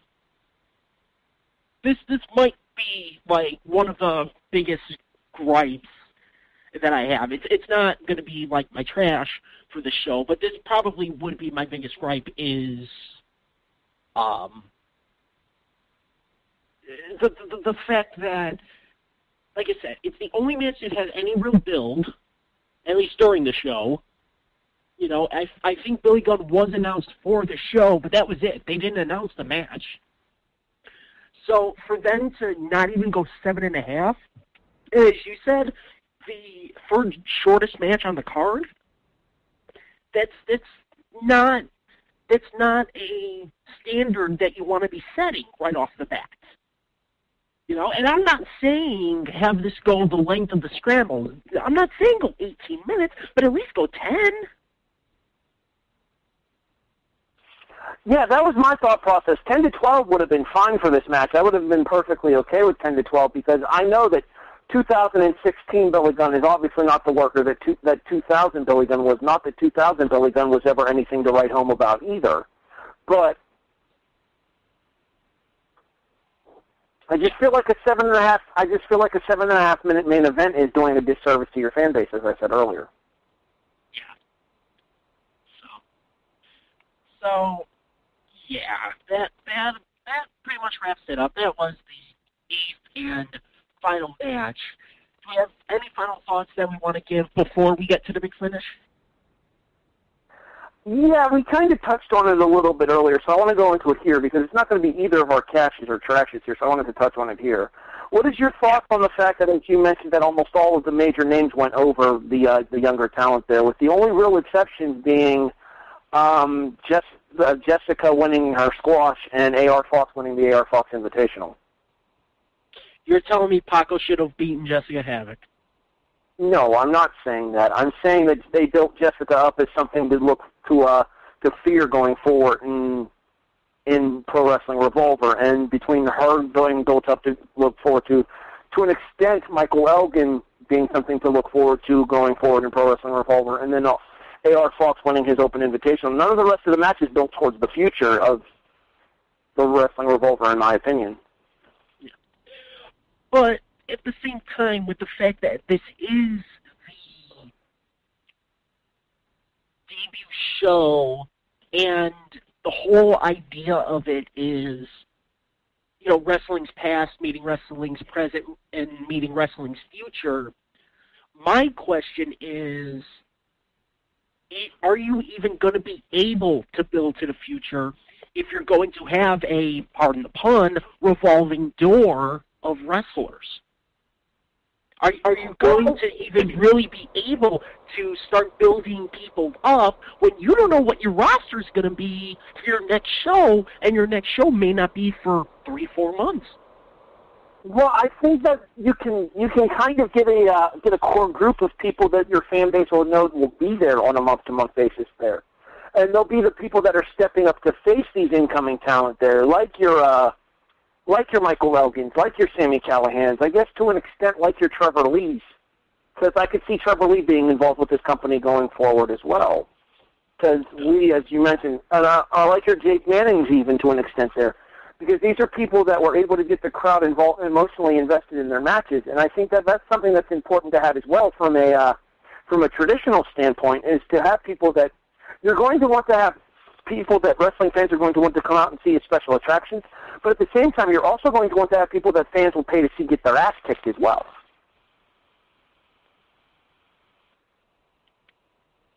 That's fair enough, and I know where you're going with this, because we talked about it last night, I think. I think it's one of the few cases where, because generally I'm actually not, but if you're going to kind of bring out the stars of yesteryear, Attitude Era, counting as yesteryear, leave me alone, I'm actually okay with it being more fan service. Because let's be honest, that's what this whole show was. It was fan service. It was all of the big stars, the names all being featured, and, like we said, all picking up the win. Rhino, Bob Holly, Billy Gunn, Tommy Dreamer, Sky Too Hottie, they all picked up the win.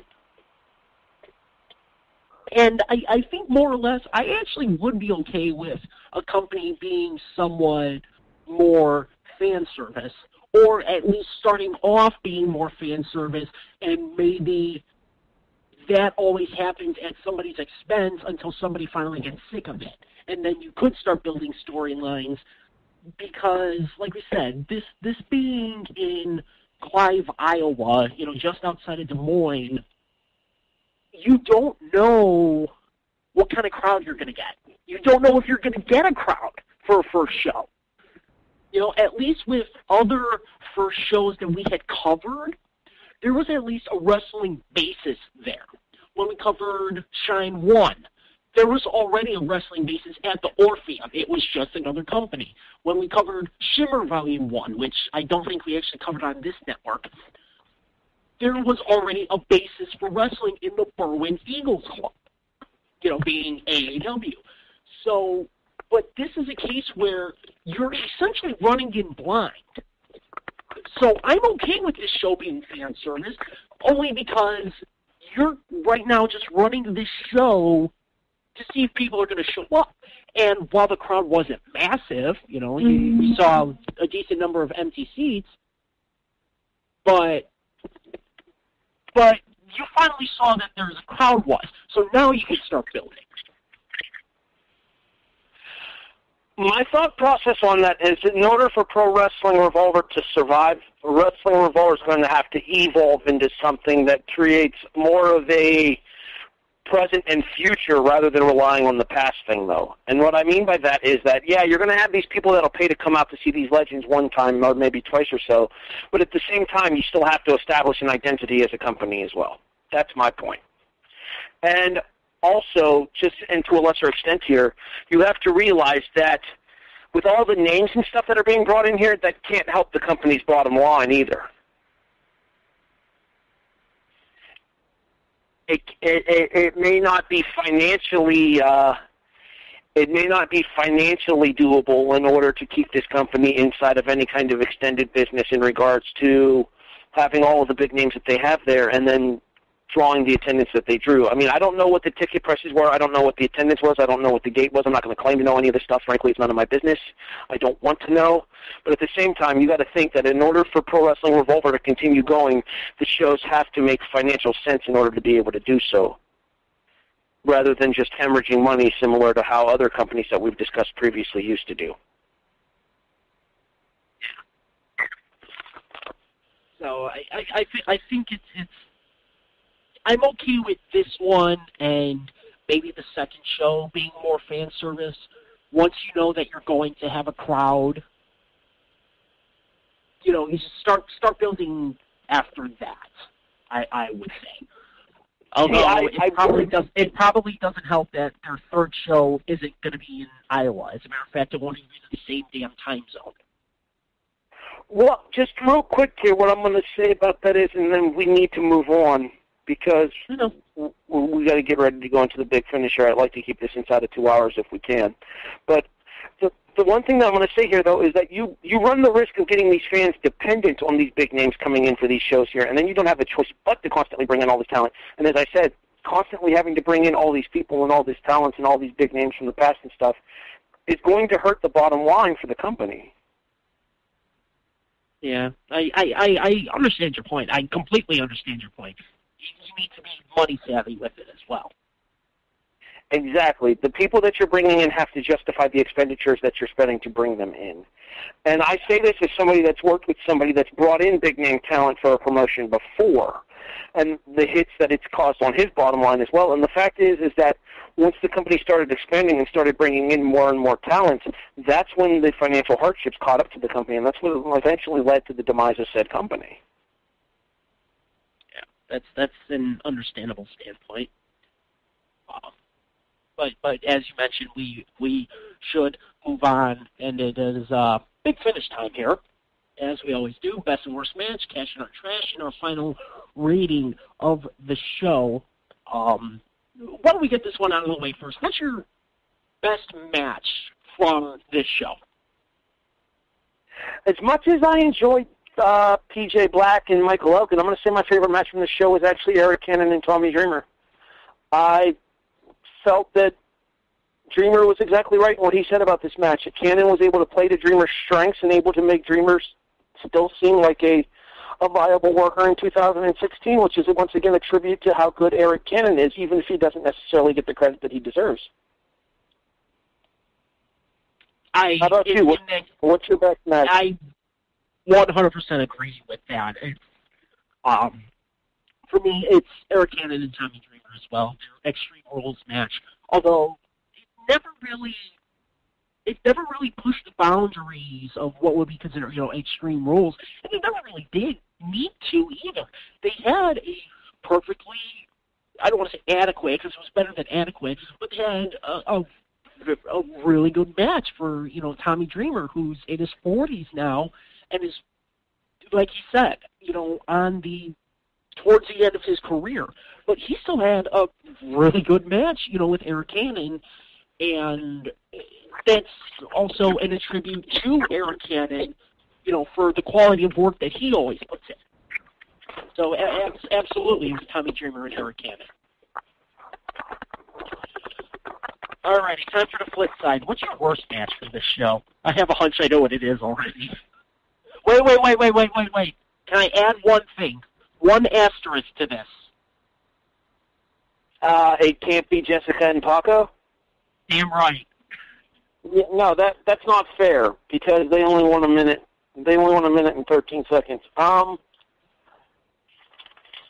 It's weird. It's actually hard to pick a worst match here, because other than Jessica and Paco, which only won a minute and 13 seconds, none of the other matches were actively bad. My most disappointing match, though, I guess you could say, was Billy Gunn and Johnny Mundo, so I'm going to go ahead and go with that. And it's not so much that it was a bad match, it's just my expectation significantly higher than what we got. That makes sense.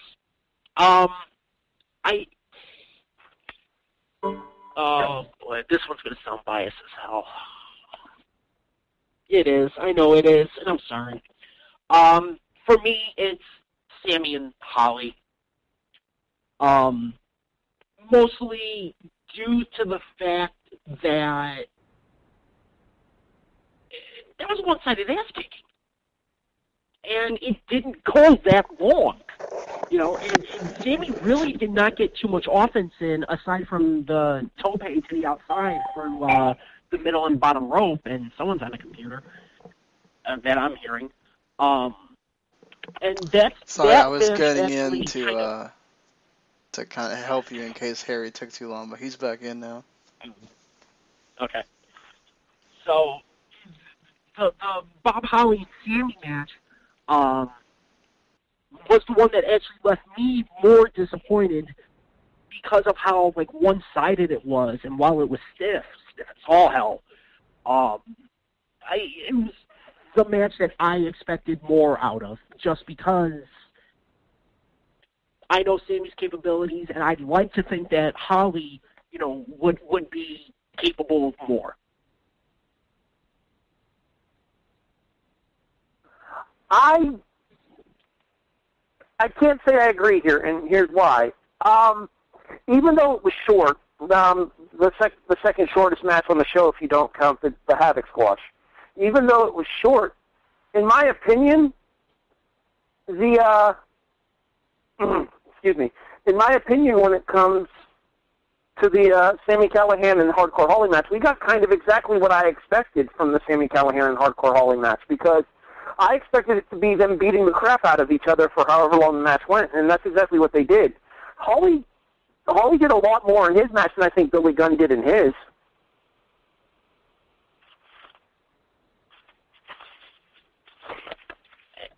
I think this is one disagreement that we're not going to have a major endpoint to.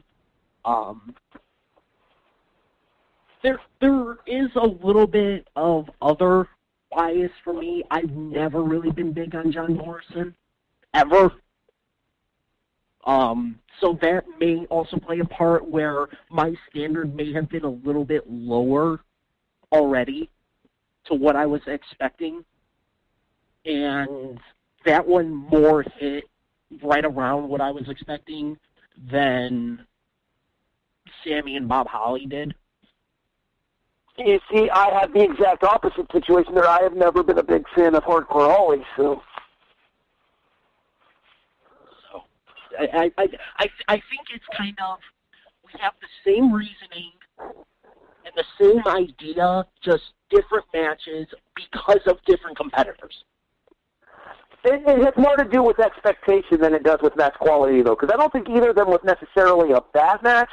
I just think that in our case, for our worst match of the evening, it's because of the lack of length as well as the lack of the lack of general back and forth in both matches as well. Exactly, because I'm talking about the second shortest, not including the squash, and you're talking about the third. Yeah, you're referring to a match that, in my opinion, was a little bit more evenly booked than the Morrison-Billy Gunn match was, and that's the only thing that has me having the Morrison-Billy Gunn match above it. Just in terms of expectations being a little bit higher for Morrison and Gunn. Yeah. So, alrighty. Moving on. This one should be mighty interesting. I'm not going with what you think I'm going with. I'll preface it with that, Harry. What's your trash for this show?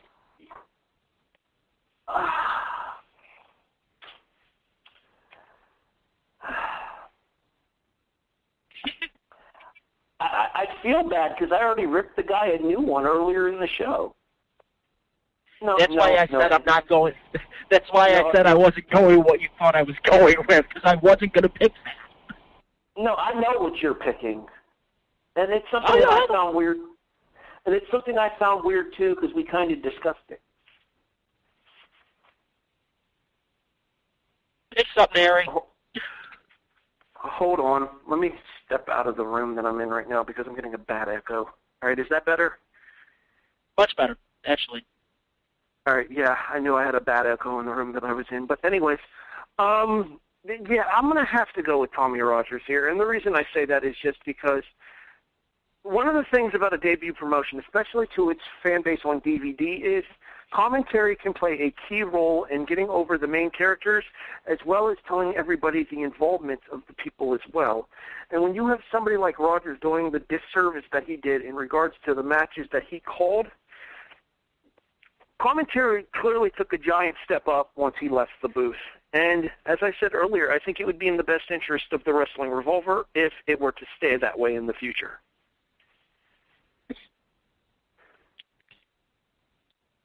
So can I take a guess as to what you're? Can I take a guess as to what you're going to pick? Because I'm pretty sure I know.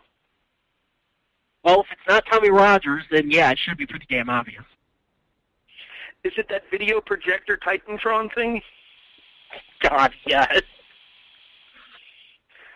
You know, we kind of avoided it during the course of discussing the actual show itself here, and I'll let you say your piece on it in a second here, but I'm going to disagree with you here. I'm going to say that I'm okay with it, and here's why.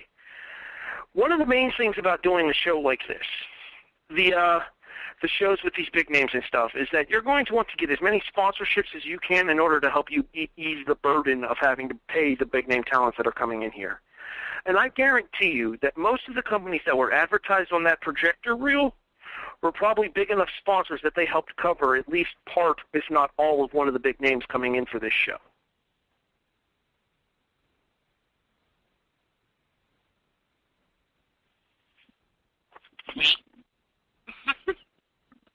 Say what? I was going to say time for me now. Yes.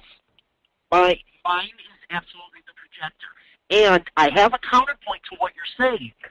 Because there were 2 side screens that also played them. So they had 3 screens that were showing the advertisements throughout the entire show. And that's why we were joking about the after party, was because one of the advertisements was for the official Wrestling Revolver after party at the Voodoo Lounge, I believe it was called, in Des Moines proper. There were 3 screens. There was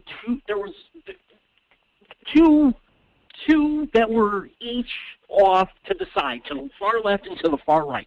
They both showed the exact same thing that middle screen was showing. So, unless they were absolutely 100% hooked up to the exact same system, which isn't out of the question, but you couldn't like just have the logo play on the main one and have the sponsors on the other 2, because in terms of the DVD aspect, the showing the sponsors isn't going to help. Let's be honest. So that's going to be something just for the crowd. You know, to know who's helping this company. But that's more for the crowd. That's in-house. So why couldn't you just show it on the 2 screens that were off to each side and leave the middle strictly for, let's assume, entrance videos, maybe promos, you know, stuff like that? Because it got obnoxious. It really did. Especially when, I think it may have been during the Scramble match. It may have been also during PJ Black and Michael Elgin, where the screen was just straight blue. Well, one of the things on it, just blue. Well, one of the things that you could clearly tell is that the video reel that was playing the advertisements was obviously done in a Windows Media Player, because you could see the little Windows Media Player full screen icon on the thing before it faded to blue screen. But in my opinion, and the reason I say that I'm going to be kind of okay with this here, is that, like I said, these people are helping to put on this show here. And I think part of the agreement for them being willing to spend the money that they spend for this show is that they're going to get more than just a people that are in attendance advertising situation out of it. They're going to be able to get people that are in other states finding out about these companies. They're going to get people in other states finding out about their products and what they do, like the limo service and stuff that was advertised there. If you ever happen to be in the Des Moines area and you need a limo, you know who to call. I mean, the odds of that happening are astronomical, don't get me wrong. But at the same time, part of the agreement was probably that Sami was telling people, or whoever was in charge of the advertising for the show, because Sami was the driving force creatively behind it. Whoever was in charge of the advertising for the show was telling people that this was your opportunity to be seen by a fan base by our fan base of independent wrestling fans, not just here in Iowa that'll be buying these shows, but around the world that'll be picking up these shows on highspots.com. That's the thing, though, is that it wouldn't just be Sami. That would have to be clearance through High Spots as well. Wouldn't it? It's their DVD. It's probably their filming crew, so they have to clear it too. Well, I think that High Spots would be able to advertise themselves on the course of the DVD. Because if you'll notice, the very start of the DVD, there's a 10-second advertisement for High Spots that we didn't mention because it's kind of irrelevant to the show itself. Yeah. But they're still advertising the other stuff that they have available at highspots.com. They can understand better than most as far as that would go in regards to wanting to make back some of the finances that you put into the show there.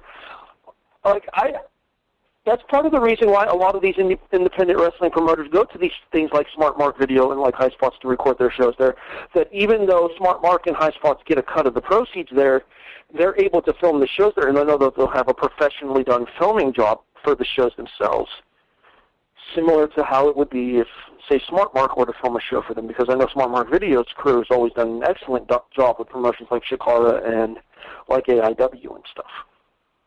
And AAW as well. All right. So my point being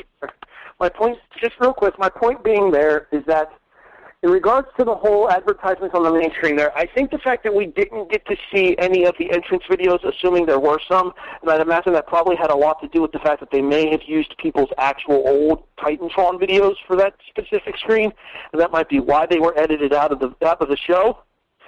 That's why that center screen was established the way it was. And rather than just leaving it sit in blue screen the entire time, they actually did a smart thing by having them add advertisements for the companies that sponsored the show during the course of the matches. Distracting, yes, but not something that took me out of the course of the show. Yeah. Like you said, difference of opinions. I would have been of the opinion of just leave that one off and just leave the advertisements to the side screens. All right, two more things I'm going to get through here. What's your cash for this? What's your positive takeaway from this? You know, that's actually a very difficult question for me to answer, because while none of the matches were, jaw-dropping, amazingly awesome or anything, nothing was actively bad either. And the only match that I think kind of will get a bad rep coming out of this match is the fact that the Jessica Havoc match only won 1 minute and 13 seconds. Whereas I think you could have done Jessica a better service by finding somebody else on the independent circuit right there that could have worked her in a singles match in regards to having a women's match on this show as well. Maybe somebody from Wrestling's Past in the women's division could have come in and worked Jessica instead of having her have the squash match against Paco. Mickey James comes to mind. The problem, though, becomes, as far as the show goes, when you're asking me for my moment that I would put in a vote for all of this here, is that, honestly, as easy as the show is to watch, nothing about it really sticks out to you after the course of the show is over. And I don't say that to be mean, because I actually did enjoy the show itself, but it isn't anything I'm going to remember in 2, 3, 4 weeks. If we go to watch watch and review the second show on here, I'm probably going to have to look back at the results for the first show in order to give myself a reminder and a refresher of what I'm in store for. The one moment on the entire show that stood out to me, though, was Zachary Wentz's dive, so I'm going to go with that. Because regardless of the fact that, it was a multi-man scramble match, so there was clearly a lot of people for him to land on there, it takes balls to flip dive off a 15-foot balcony. 50. Shut up, Tommy. Christ. So the standout moment for the DVD for me was, I'm going to go with Zachary Wentz's dive. How about you, Patrick? What's your cash for this DVD? I think I'm going to be cheating ever so slightly, because it's not going to be something that pertains directly to the show. this explanation better be good. Also, the way I'm probably going to say it is going to sound ignorant, but I'm hoping you'll let me explain. It's another wrestling company. It's another wrestling company. That's what it is for me. I think by this point, most people would agree that the WWE is somewhat trying to kill the indies. At least that's what most... I don't think that, but I would think there's a fair amount of people that do. Would you agree?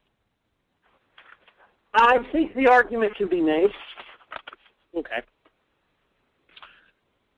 This is another... It's another company. It's another place to go. You know, and I know of, I think, one other company in Iowa.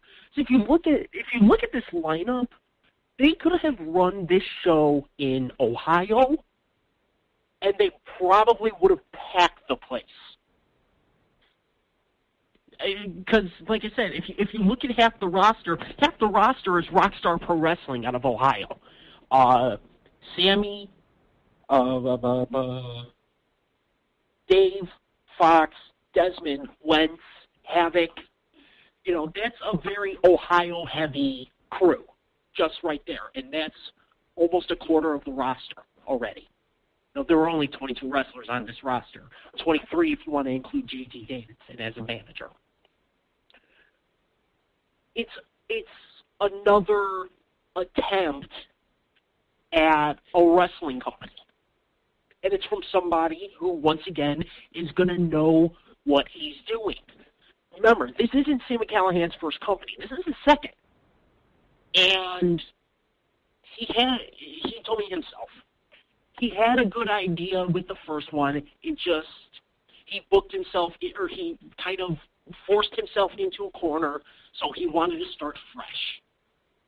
And this is that fresh start. This is the new attempt. And you're running in a place that, let's face it, doesn't really have the richest of wrestling histories. Clive, Iowa, Des Moines, Iowa. You know, so it's another place, it's another company that you're going to want to see because you're going to know the big names and you're still going to have another shot at seeing somebody that you've never seen before. I had never seen Zachary Wentz before. I had never seen KLD. I'd never seen Kevin Lee Davidson before. This was my way of seeing them now. Although I think I'd known of Zachary Wentz if he's in Scarlet and Graves like I think he is. But this was that attempt. I'm intrigued to see what they bring in the future, but my cash for this is it's another wrestling company for the fans to get out and see.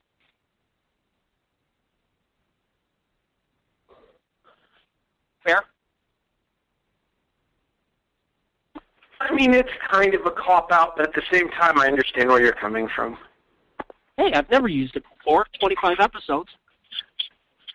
No, but just claiming the fact that it's an extra promotion, though, doesn't necessarily mean that it's something that's going to make the casual fan want to come and watch, though. Like, I get what you're saying, and I'm not entirely disagreeing with you because I think the world is better off with more independent wrestling for more places for people to make their names and stuff. Because the way that it used to be is that the small territories would feed people into the larger territories when they were ready. The small independent promotions would feed people into the WWE, WCW, and ECW when they were ready. Nowadays, the WWE and, to a lesser extent, TNA are the two main places to pry your craft nowadays. And in regards to the WWE kind of taking over the independent scene, you can kind of see it based on the sheer number of names that have signed with the WWE over the course of the last couple of years. I mean, you look at guys that were main eventing shows in all over the United States, and Kevin Steen, El Generico, Roderick Strong, Austin Aries, Claudio Castagnoli, Tyler Black, John right. Samoa Joe. If you want to include international, Shinsuke Nakamura. AJ Styles as well you can throw into that list too there. My point being, though, is that there's still enough talent out there for these kind of like super indie shows that you have, such as this one here. But at the same time, I think the trick in order to be able to get these kind of super indie shows there is that you're going to have standout matches between these people, or you're going to have breakout performances from the younger talent against the more established names in order to make people think, hey, I got to come back to the show to see such and such, or to see this person or that person or this person. Does that make sense? Yeah, it absolutely makes sense. Like, to the casual fan that came to this show to see Tommy Dreamer, I guarantee you a lot of them were walking out thinking, hey, that Eric Cannon wasn't bad. I can see why they put Eric Cannon against Tommy Dreamer.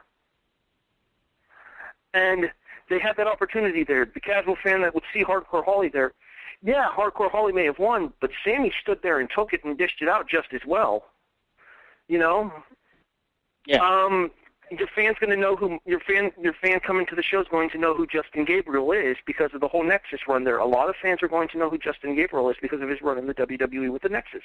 They're going to come out of the show thinking, hey, how about that Michael Elgin? So you have to use those names in order to build towards the future of your company.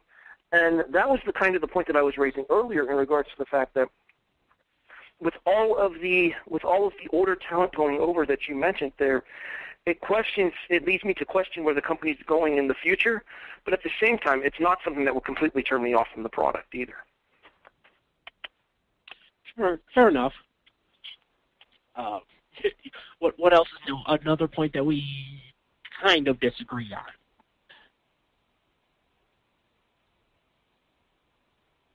So, alrighty. One final thing to get through here, and this one should be interesting because of the comments that we've made so far. On a scale of 1 to 10, Harry, what is your final rating for the debut show on the Pro Wrestling Revolver? For the exact same reason that it was difficult to name a trash situation or a cash situation for this show, it makes it difficult to give a final score as well.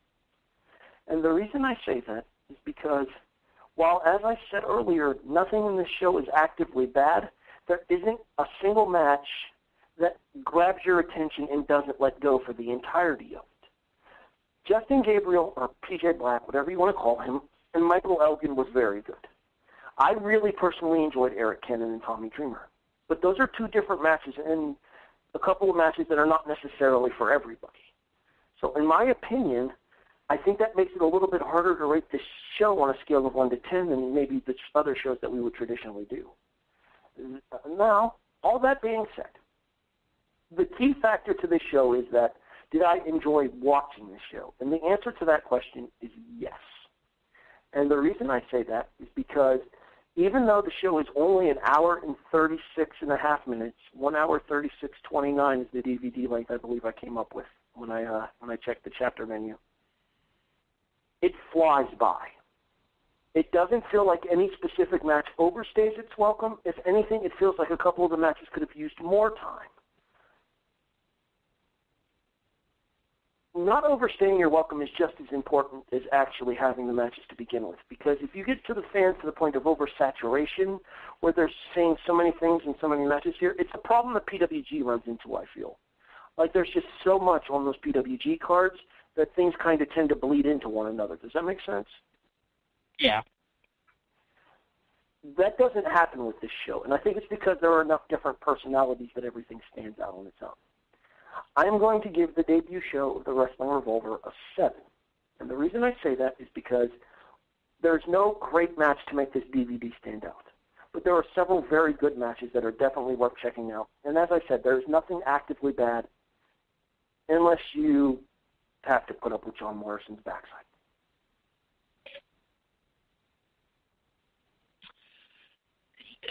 Yeah, that's oof. Yeah, this is a really tough one. Like you said, the feature matches were shorter than most of the undercard matches. You know, like you said, the longest match on the card was the second match, being the Scramble, and that one was, I believe you said, the only one that was in danger of overstaying its welcome, just because that one was kind of a case of spot for 18 minutes. And kind of building to the really obvious spots of, Zachary Wentz taking the big dive. And then A.R. Fox going over. Yeah, and then A.R. Fox winning the A.R. Fox Open Invite Challenge. Surprise, surprise. Which, by the way, isn't that a case of redundancy?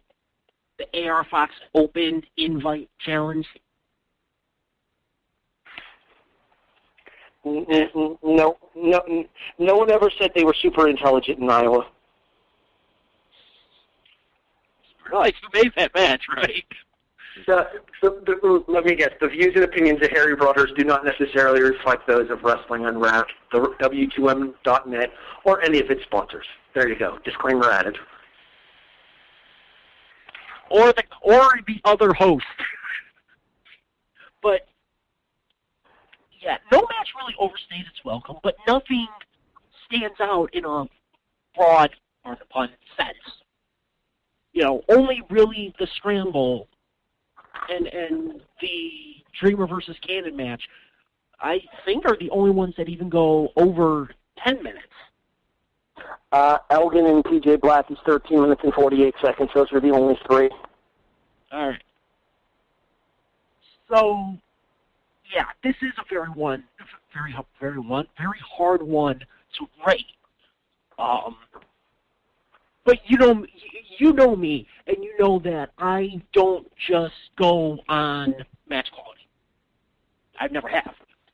I also go on the crowd, the production aspect, and none of that was bad either. The one noticeable thing was the cameras having, and I still don't know how you missed this.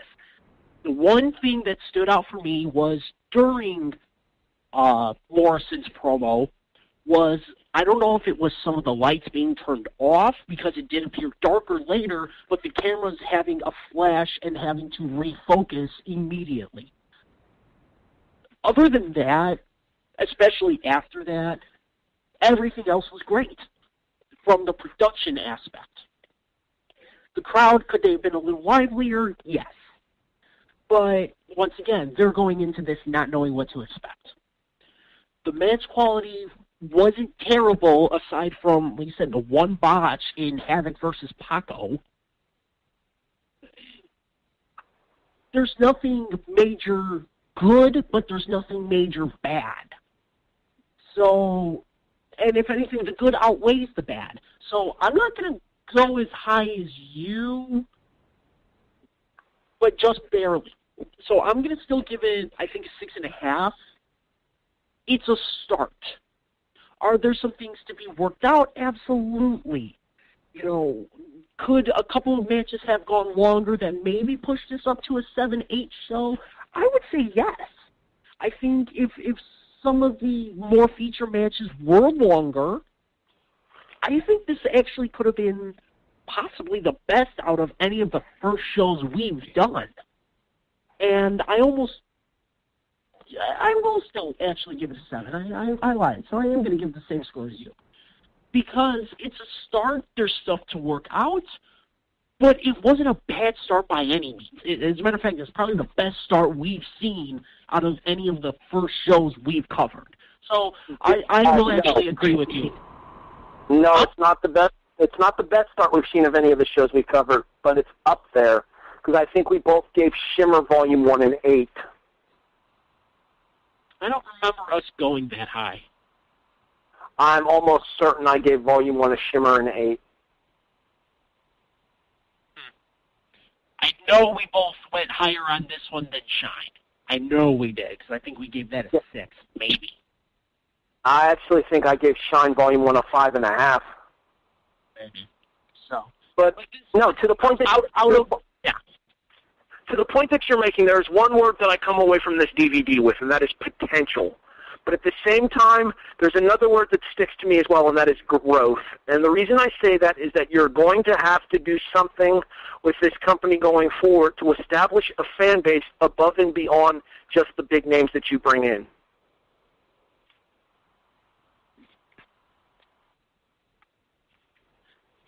Yeah, you have to do something to grow your company so that you're not just doing a show in front of the same 150 people in front of Clive, Iowa's, best and brightest.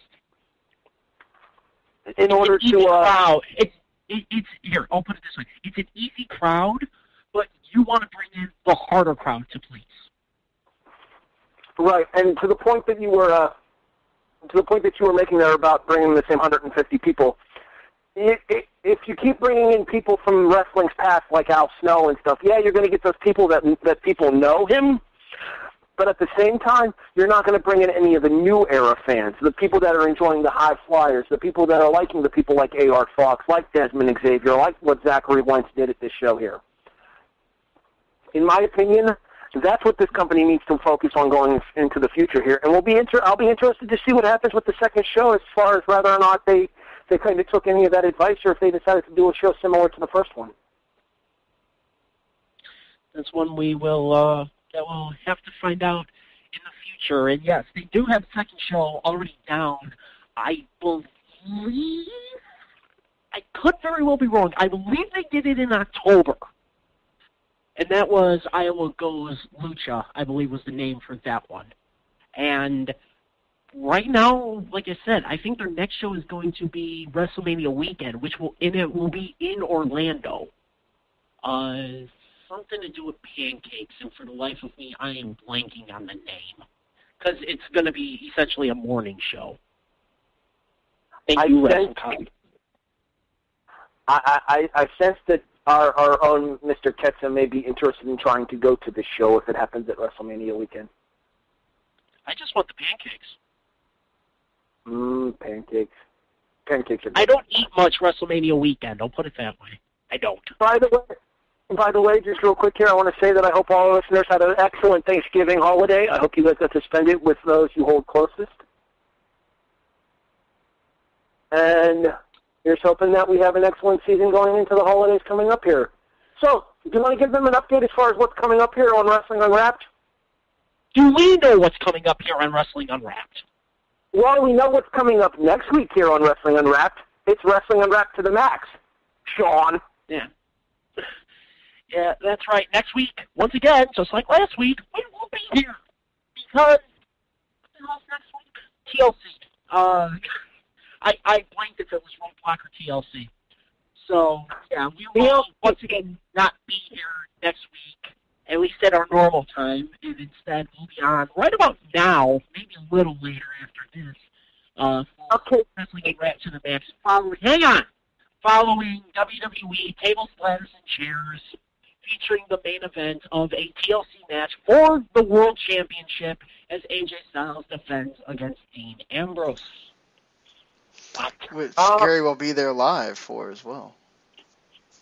Two things to touch on there. One, we don't have a normal time. Two, TLC is on the 2nd, Roadblock is on the 16th, which I might be going to. It's still up in the air. The 2nd? TLC is on the 4th, sir. Then Roadblock is on the 18th. I apologize. I got my dates mixed up. So, we're off next week, then we have a show to be determined, and then we're off again. I sincerely doubt we're doing a show on Christmas night, though. So, after our Wrestling Unwrapped to the max for Roadblock 2016, you won't hear from us again until January 8th. What the hell will we be doing New Year's Day? Watching football bowl games. Not New Year's Day. There's another. No. It's the 4th. January 4th is the next.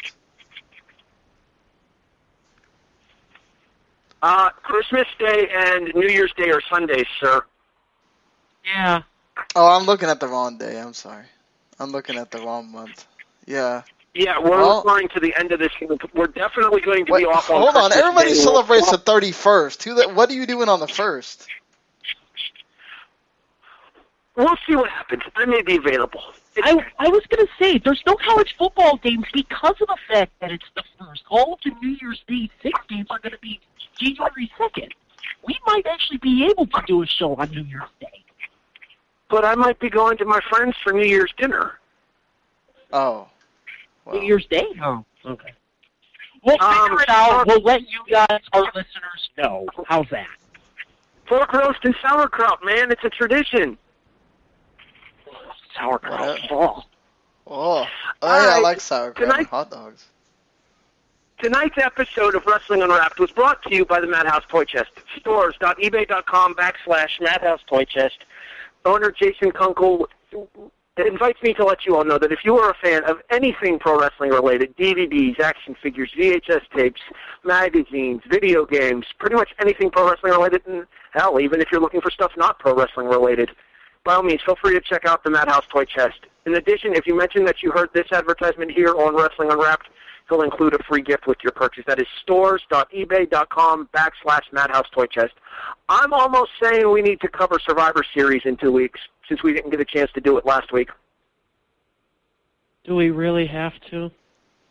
No, we can find something else. I'm just suggesting it. Hey, maybe we could do Unforgiven 1999, which is what I'm currently watching. Sure. Maybe we will do that in 2 weeks, but I'll give a 6-word summary for Survivor Series, all right? Ready? Fans get kicked in the nuts.